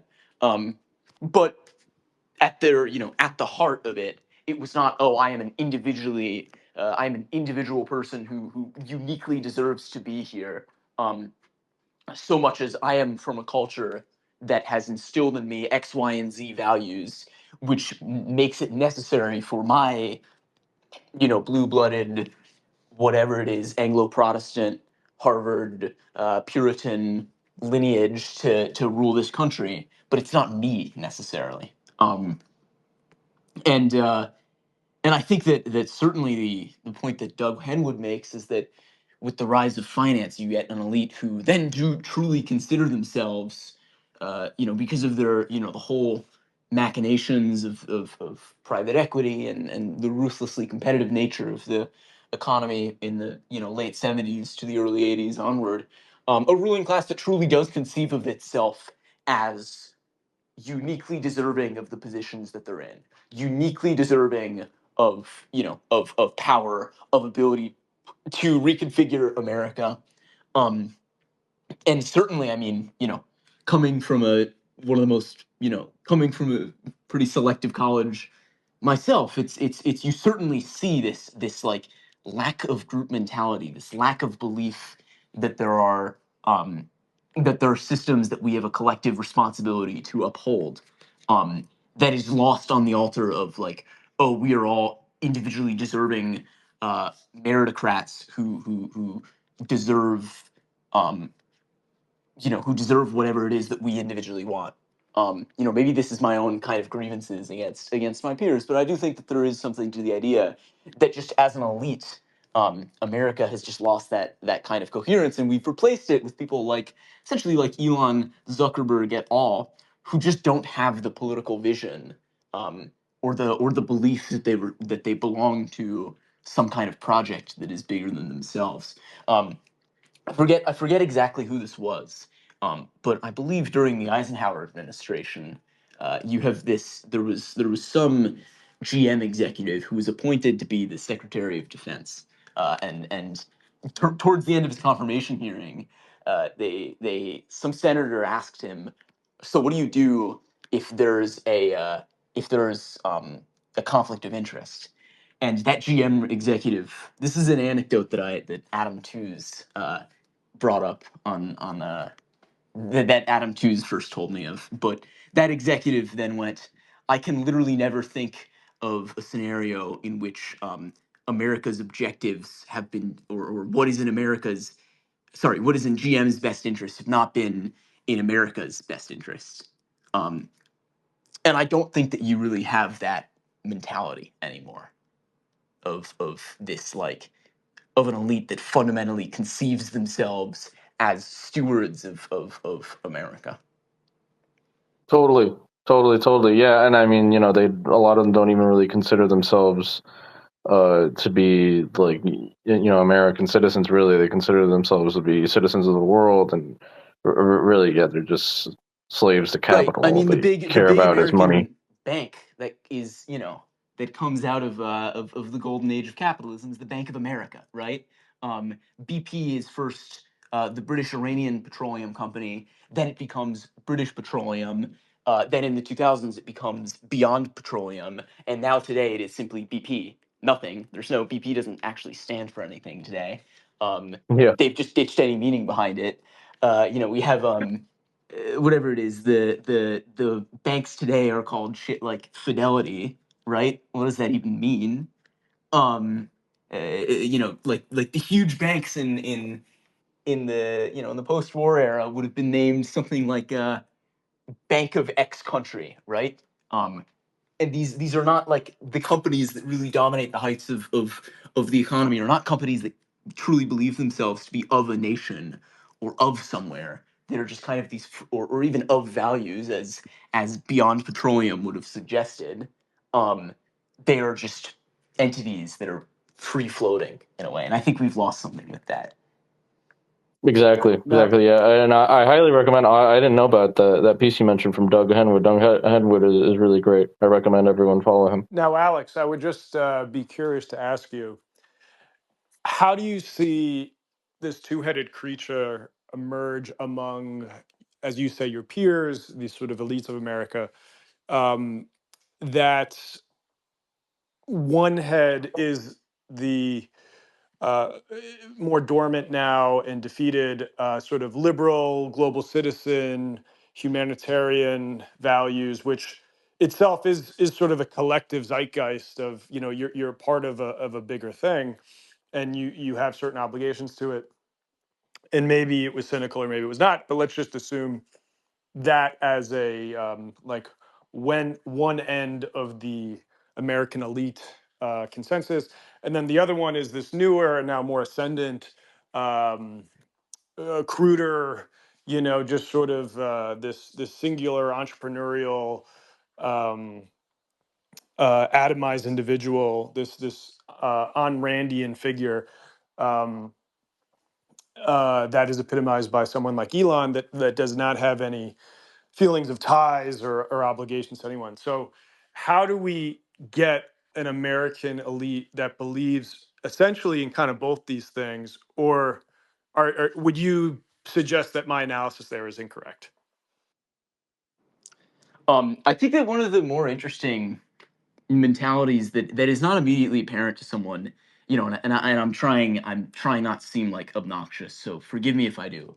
But it's not immediately apparent to people who are outside of elite institutions, is just how, and I guess this kind of came to the fore with the protest activity, particularly at Columbia. But how few obligations elite university graduates feel today to the institutions themselves. Um, like I think that the bargain, even until maybe the late or maybe the early 2010s. I don't know how to periodize this exactly, but clearly in with American elites, like sociology, generally speaking, the bargain was the institution gives you something, whether it be opportunities, whether it be connections, et cetera, and then you down the line have an obligation to then donate back to the university, to then nurture the institution as it nurtured you. And I think that you've really like lost that. And I don't even know if this is a positive or a negative thing. But I mean, my girlfriend goes to Yale, and I hear all her friends talking all the time about like, oh, just how much money can I possibly extract from this place? How much, like how many expenses can I get the school to cover for me? Michael knows that I'm also kind of similarly guilty of that. In that Columbia also pays for all my meals as long as I call them networking meals. So Michael has dined on that dime. Um, I think that to this point, like, how do you develop an elite that conceives of itself as being of a project? Um, the answer to that is, the idea, in fact, of an organized elite is kind of an aberration in American history. Like America is unlike much of the rest of the world in that we do not have a single business lobby. We have one single national organization for neither capital nor labor. Um, we have the only time that we've really had a unified. There are two exceptions to this rule. One, ironically, is with the McKinley organization, which the McKinley campaign in 1896 organized the National Association of Manufacturers, which persists to this day. And then the other exception that you have is the rise of the Chamber of Commerce and the Business Roundtable in the 1970s. Both of those emerge from, in the case of the McKinley campaign, the former emerges from the threat of the populist movement, and then the latter, being the Business Roundtable, Chamber of Commerce, emerge from the inflation of the 70s and the crisis of capitalism in those years. And then very quickly after, both organizations rapidly lose their strength under the Reagan administration. There's this one I forget if it was Chamber or Business Roundtable executive who's quoted in the mid, maybe 84 or 85, as saying something to the effect of, like, with a friend of business in the White House like Ronald Reagan, I can't convince any of my membership to pay our dues. So they rapidly grow to almost 1 million different firms that are members, and then by the end of the 80s, shed half of that, right? And then the Chamber of Commerce becomes essentially an advocacy organization for unpopular causes that businesses themselves don't want to be associated with. On this, I really recommend this essay by Paul Heidemann called "Behind the Republican Crack-Up."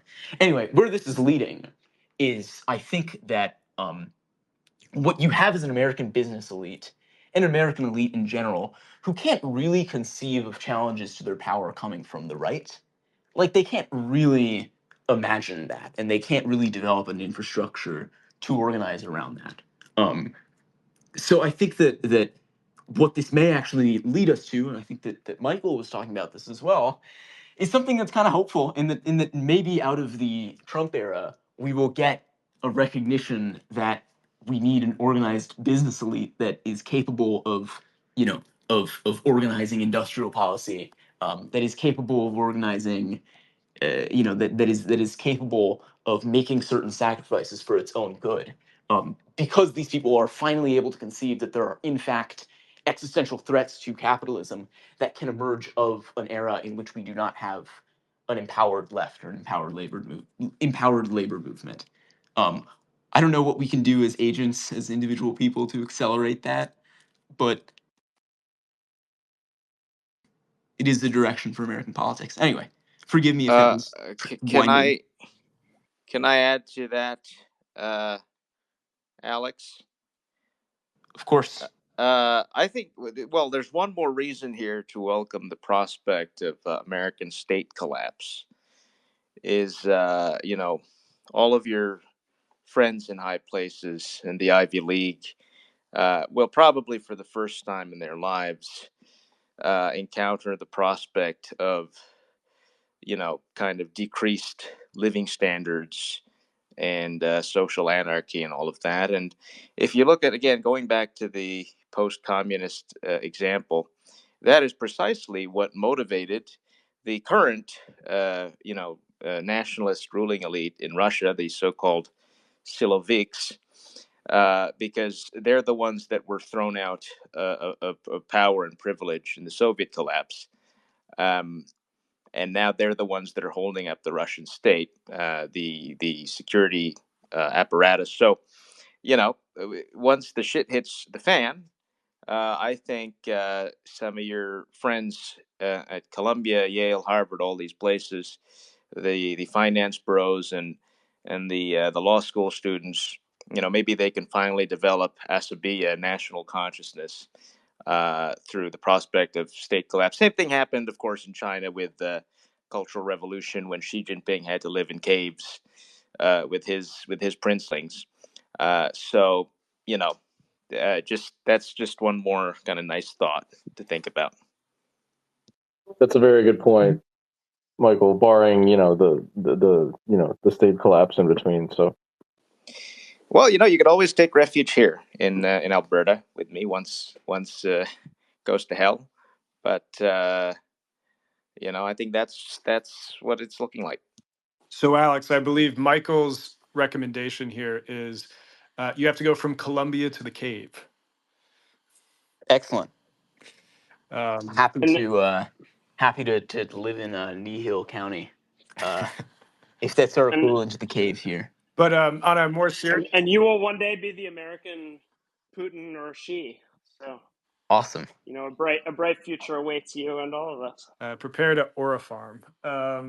But on a more serious note, as much as crisis may stimulate the formation of national sentimentality to sacrifice for the collective good, um, do we feel that American elites are in a very unique position vis-a-vis other elites across space and time, given that the institutions are increasingly internationalized, and that the actual creation of an elite nationalism is too far out the door?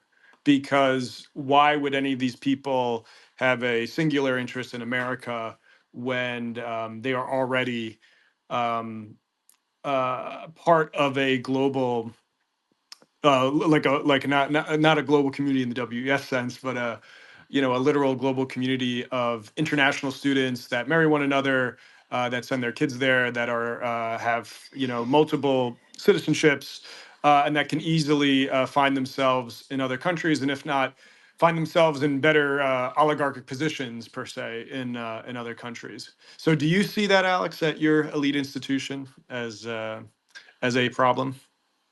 Frankly, I do feel like everyone, regardless of international status or not, kind of does want to work in the United States and does kind of feel some attachment to the United States. Maybe just on a purely uh, disembodied material sense. Like, what are we gonna do? Work in fucking Europe? Like, if you're a knowledge professional, the best place in the world to be is the United States. Um, so I think that yes, you don't have like a romantic attachment to this place, but you do feel at least a certain you know necessity of being here, a necessity of this being a friendly place for you. Um, I think that in part of the reason that people are pretty freaked out, at least among the people that I know, even apolitical people, because they feel that America is becoming a more hostile place to them. Um, whether that can develop into a project, into a romantic nationalism, uh, let alone a project of elite coherence, is another question. But I don't know if it's really true. Even I think the international students, their hope is to their hope is to settle in America. Their hope is not to go back to to whatever it is, Turkey, right? Well, Alex, I just to go back to that quick. I think the question is not uh, do these people feel attachment to America, especially its economic output of the past 10 years, the past 30 years, but more so as we're getting at as when the pain comes, like when the shit hits the fan, will those people find themselves able to go to the metaphorical cave? Or will they pull their G7 door up and head off to Turkey or ever other rising multipolar power to be, some sort of central bank apparatchik in those countries, or a financier in those countries. I think that's more what I'm getting at than, I yeah, see. than like sort of the sort of existent, Right, right, go right. get an internship in iBanking situation. Yeah. Okay. Forgive me for misinterpreting that. Uh, I'll let Michael go ahead while I think about that. I, That's I all just right. yeah, I just wanted to say, Alex, that when you're running for president of the American Federation in 2050, you can say the following line: "He who misses the United States has no heart, but he who wishes to bring back the United States has no brain." That's a great line. I'll keep that in the back of my mind when I run to be the supreme leader of the American Federation. When you're running against Thomas Hochman. Right. Yeah. Maybe Nate Hoffman. I can take him on at once. Um, to the question of will these people stick here if shit hits the fan? Um, I think that in in many cases there are and this is a huge phenomenon not just at my own institution but like with American higher education in general. Um, there are a lot of to put it kindly, um, Chinese students who paid someone to write their essays and who are barely literate in English,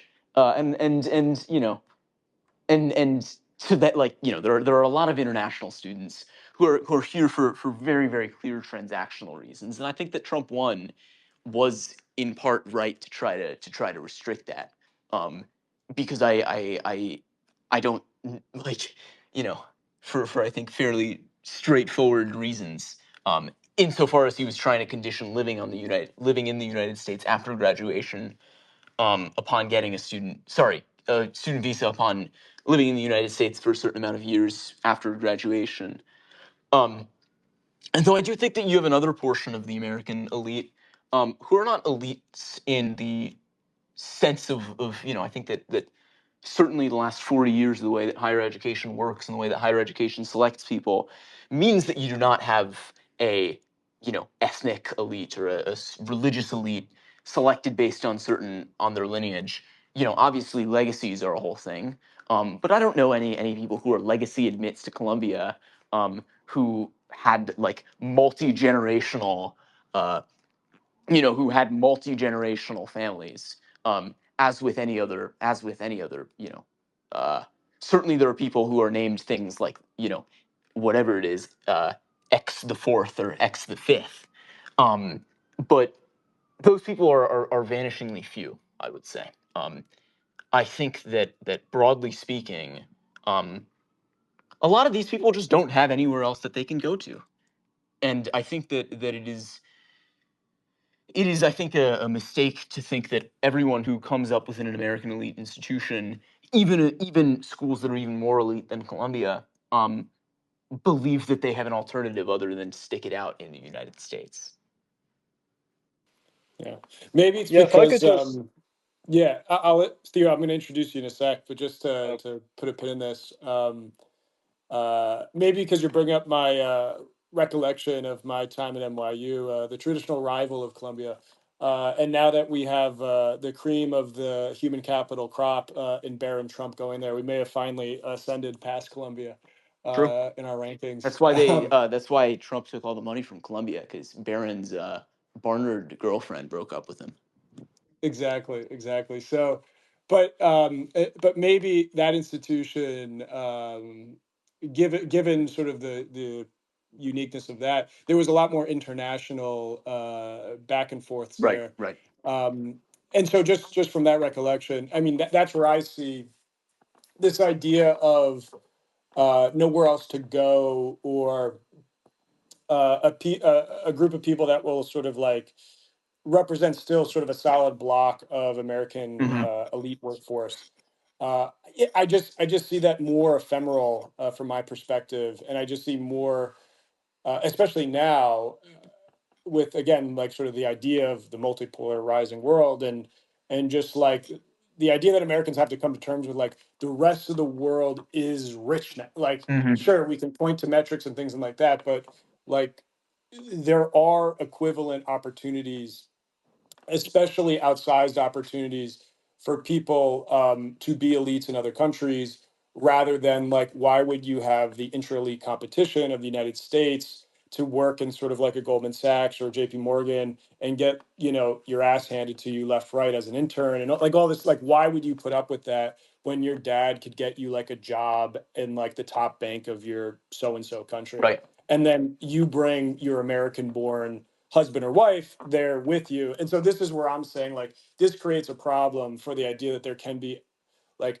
abacia, as Michael put it, because there are too many exit ramps now because we've internationalized our elite institutions. But with that being said, to get the international perspective, I brought Theo McDonald, a European, an Irishman, to tell us if he thinks America is over. Well, thanks for that Theo, introduction. happy St. Patrick's Day Yeah, upcoming. I was just going to say, you beat me to the punch. Peter invited me here to give the Irish perspective on St. Patrick's Day. He wants me to do a jig later. So Theo if you is want my to DEI hire, yes, representative for the right. Irish. You have to reach those paddy quotas. But yeah, just on the discussion of the sort of internationalization of capital and stuff like that. I mean, I think the UK offers an interesting case study because I think was it last year you saw over 10,000 millionaires or high net worth individuals leave the country and go to places like Portugal, um, places like Malta. I think even a few came here as well, in Ireland. So you certainly saw a Sorry huge to amount. interrupt, Theo. Golden visas. Golden visas are a good idea. Golden visas, yeah, I mean, I suppose that is an alternative as well. But I suppose maybe America's a bit different in that maybe there's not a lot of room for maneuver. Maybe they have too many assets in the country. It's not as easy to kind of transfer over. Maybe people in the UK had, when it was part of the European Union, a lot of other businesses and maybe other EU states, so it was a bit more easy to transfer over. So, yeah, I think the UK offers an interesting sort of parallel to some of the dynamics you're discussing as it relates to America, in terms of, if shit hits the fan, what will they do? But I suppose if your only incentive for being in the country is, you know, financial and assets, it's kind of easy to just get up and leave. But yeah, it's an interesting discussion.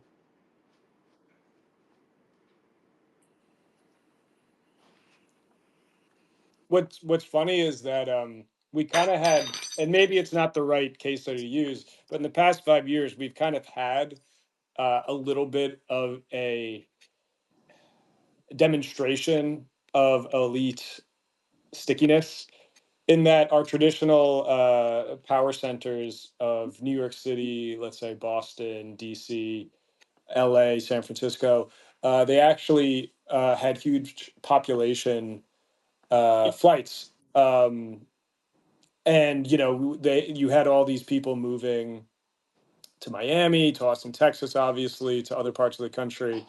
And again, I'm fine to be criticized if I'm getting this entirely accurate, but it sort of demonstrates the willingness of elites to put up with any sort of pain, in that sort of the pain of the COVID lockdowns in urbanized areas, the pain of sort of the crime rate spiking a bit, the pain of perhaps whatever work condition finally made people put their hands up and decide that they're going to go to sunny Miami.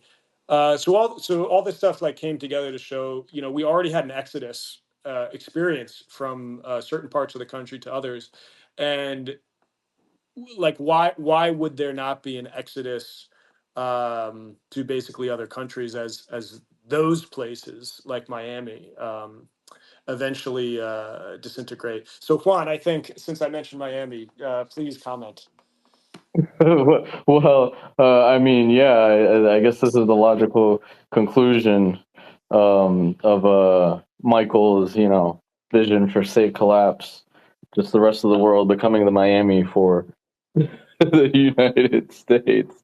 But and yeah, appropriately, well, yeah, this is I live in Broward County, one county up or just outside of Fort Lauderdale, which is like 30 minutes to an hour away from Miami. But yeah, it's definitely it's appropriate because it's just a cesspool of criminality, fraud, crypto, and foreign oligarchs, Russian, Venezuelan oligarchs, all the kind. I guess not so much Venezuelan oligarchs at this point, but uh, kind of just hierarchs within the party. But yeah, it's a magical place. We'll leave it at that.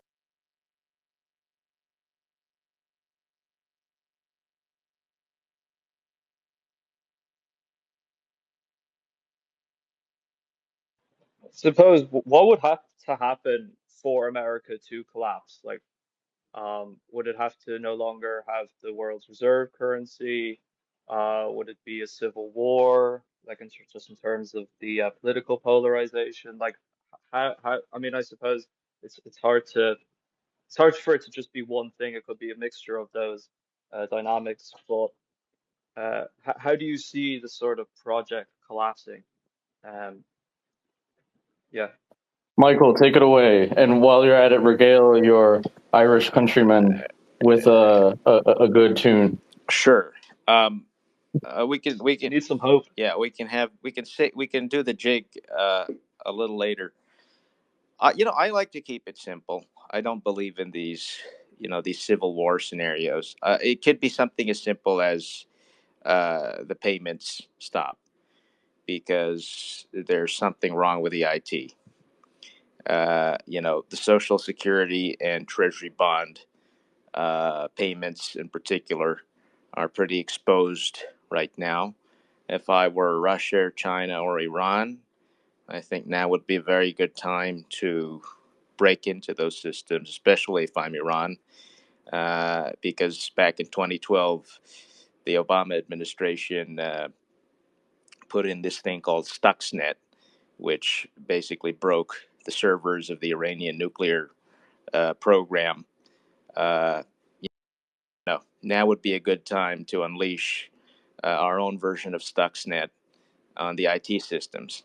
And once the formation of the state rests on its fiscal military power, uh, if the fiscal end of things is shut down, then so will the military, right? What you can't pay your soldiers, you can't pay your contractors. So that's the very simple kind of technical um, answer to that question. But you can imagine multiple other scenarios and variables on top of that. So I'll let your imaginations run wild. Believe it was Nathan Tankus who reported that Marco Alez, the guy who was briefly fired from Doge before being rehired as a result of JD Vance's posting spree, the guy who tweeted, what was it? I was racist before it was cool. You couldn't pay me to breed outside of my own race, etc. That guy was given right access to the Bureau of Fiscal Services payment system. Um, so the Stop Indian Hate Groyper guy. Sorry, not Stop Indian Hate. It was something like Start Indian Hate that he'd posted. But that Groyper guy puts a semicolon. There was maybe a 48-hour period where that Groyper guy could have put a semicolon in the wrong place in the Bureau of Fiscal Services COBOL system, uh, and the U.S. misses a bond payment, and then the world economy crashes.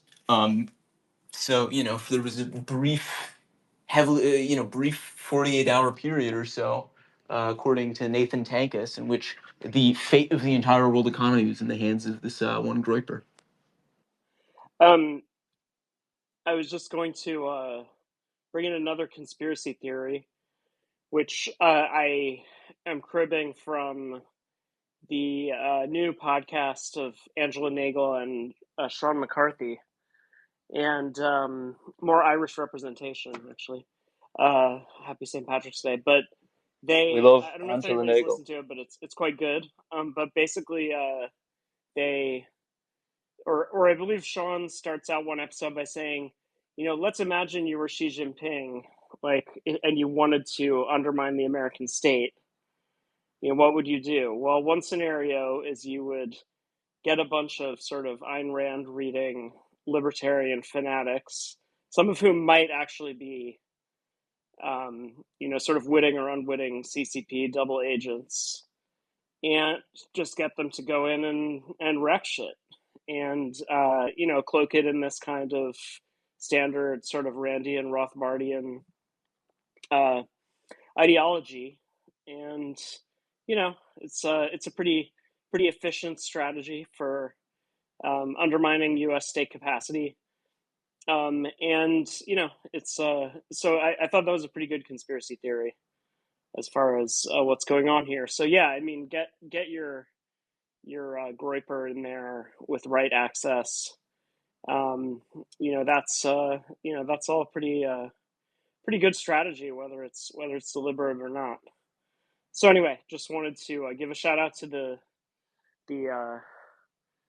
you know um, I mean, I've enjoyed. I'd also just plug Angela and Sean's podcast, because I think they've had some of the best commentary on recent developments in the past month or so.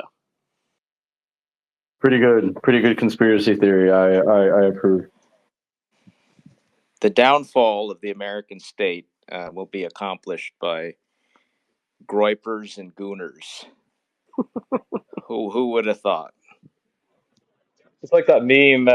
What could Xi Jinping do to destroy the U.S. economy or destroy America as a country? And it was just sit there and do nothing and watch it collapse. That is Peter's favorite meme. In fact, we share it back and forth relentlessly. Do nothing. Win. Yeah, and The everyone always odds of doing it nothing. always goes to America's latest enemy. It used to be Al Qaeda is just sitting there in their cave watching America collapse. They don't even need to do terrorist attacks anymore. Because Osama bin Laden's whole thing was he wants to collapse the American economy, and that's why he targeted the World Trade Center or whatever. But now he can just, watch America collapse in kind of late stage neoliberalism. Well, I guess the question is, there's a collapse in the making, but will it be short term or long term? And my forecast is that with various short term break the glass measures, it seems like America can keep things up, and even get its imperial interests still attained.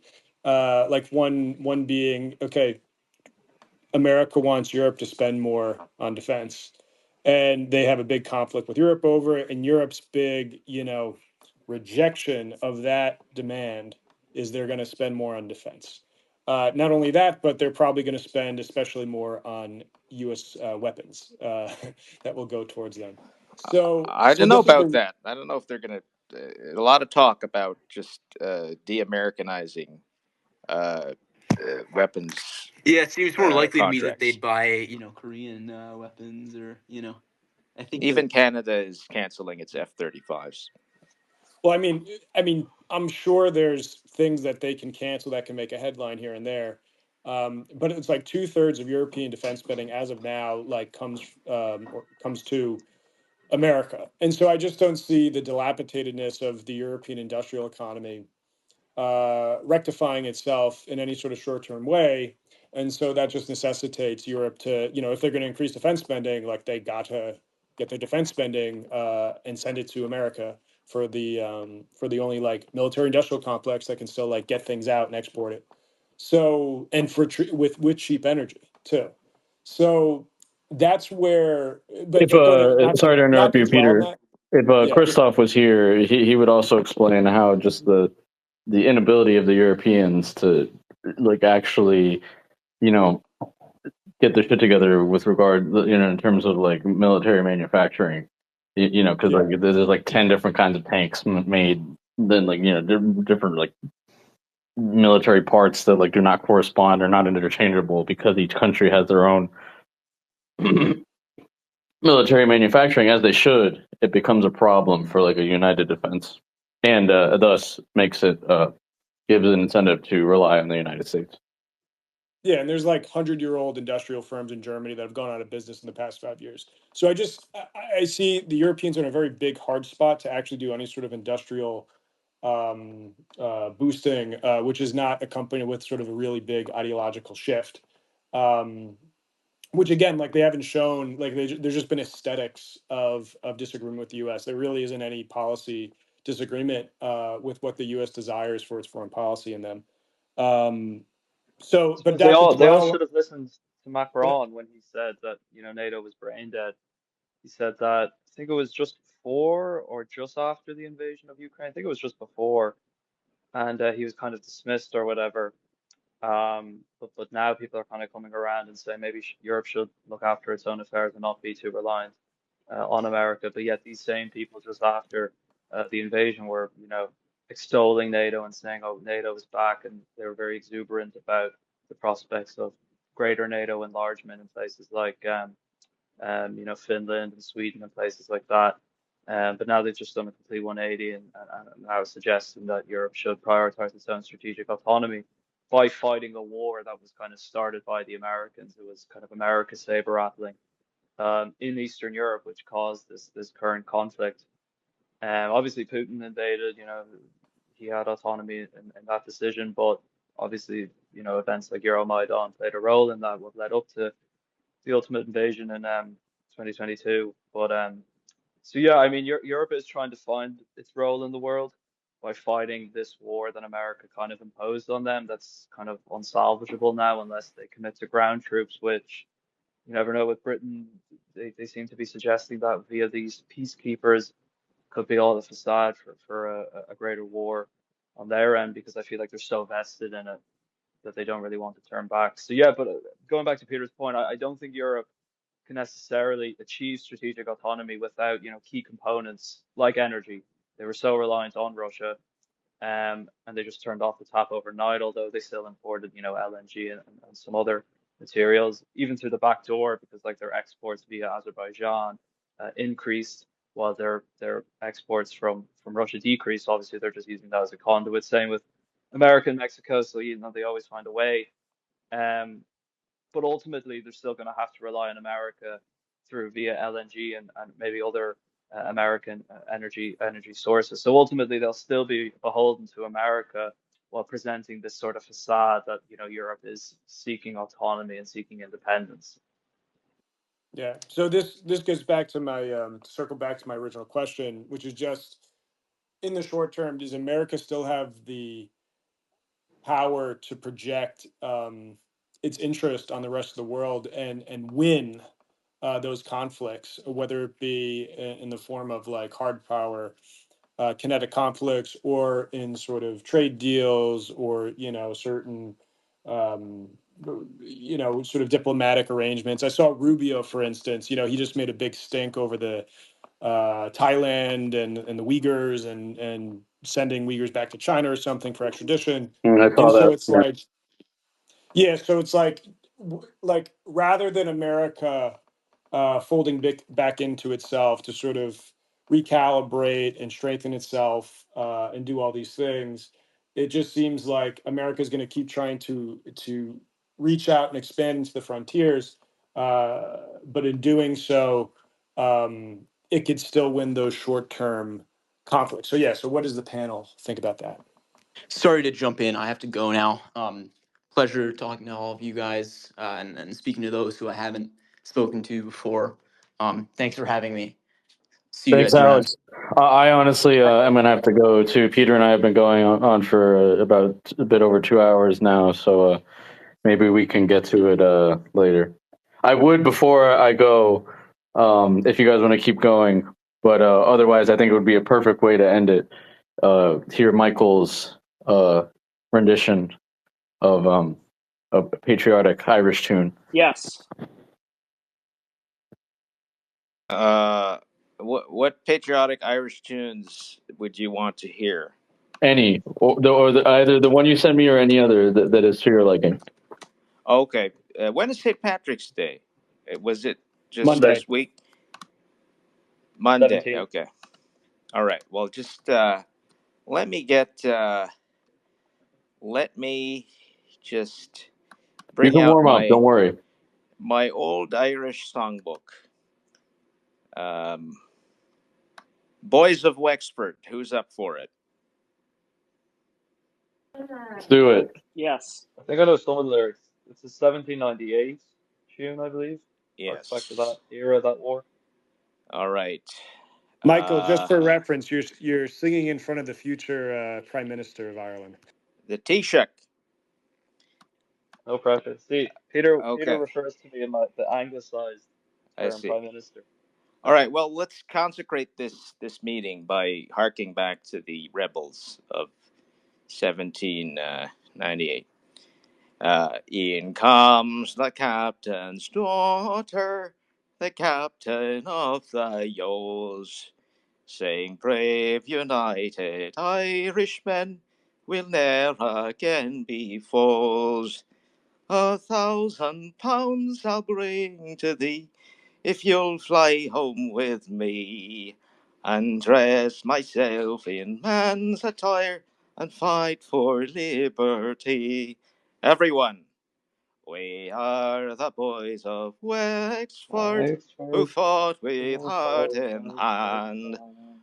to burst in twain the galling chain, and free our native land. I can go on for 8 more stanzas, but I think that's as much as this medium will allow. Curve Monaghan, that song. Glorious, Exactly Michael. Irish. Glorious. Thank you. Fantastic. Thank you so Great much. job. You'll Curve always the have bus. sanctuary in Ireland after that, Michael. Thank you. And you'll have to explain to me, Peter, because I've been following you for some time. Like your vision for the future sort of strategic maximum Ireland, because I don't know what your game plan is, but I'm sure you have one. So let's arrange a call at some point. But yeah, this was a good session. Let's do one about European rearmament next time, because it's such a big question. Yes, well, to preview that, my general theory is summed up by the 21st century will be shaped by Ireland, and by the last reference we did from Jeff being Angela Nagel's and Sean McCarthy's podcast, which I may or may not be advocating they name it as Irish Excellence. That as a clue to where things are going, the Irish leading the intellectual conversation. You can kind of take it from there. But thank you for the singing. Thanks for everybody for coming on. Juan, good to chat through all these things, and let's try to do this again in the future. Good All talk. right. Good talk, guys. See you later.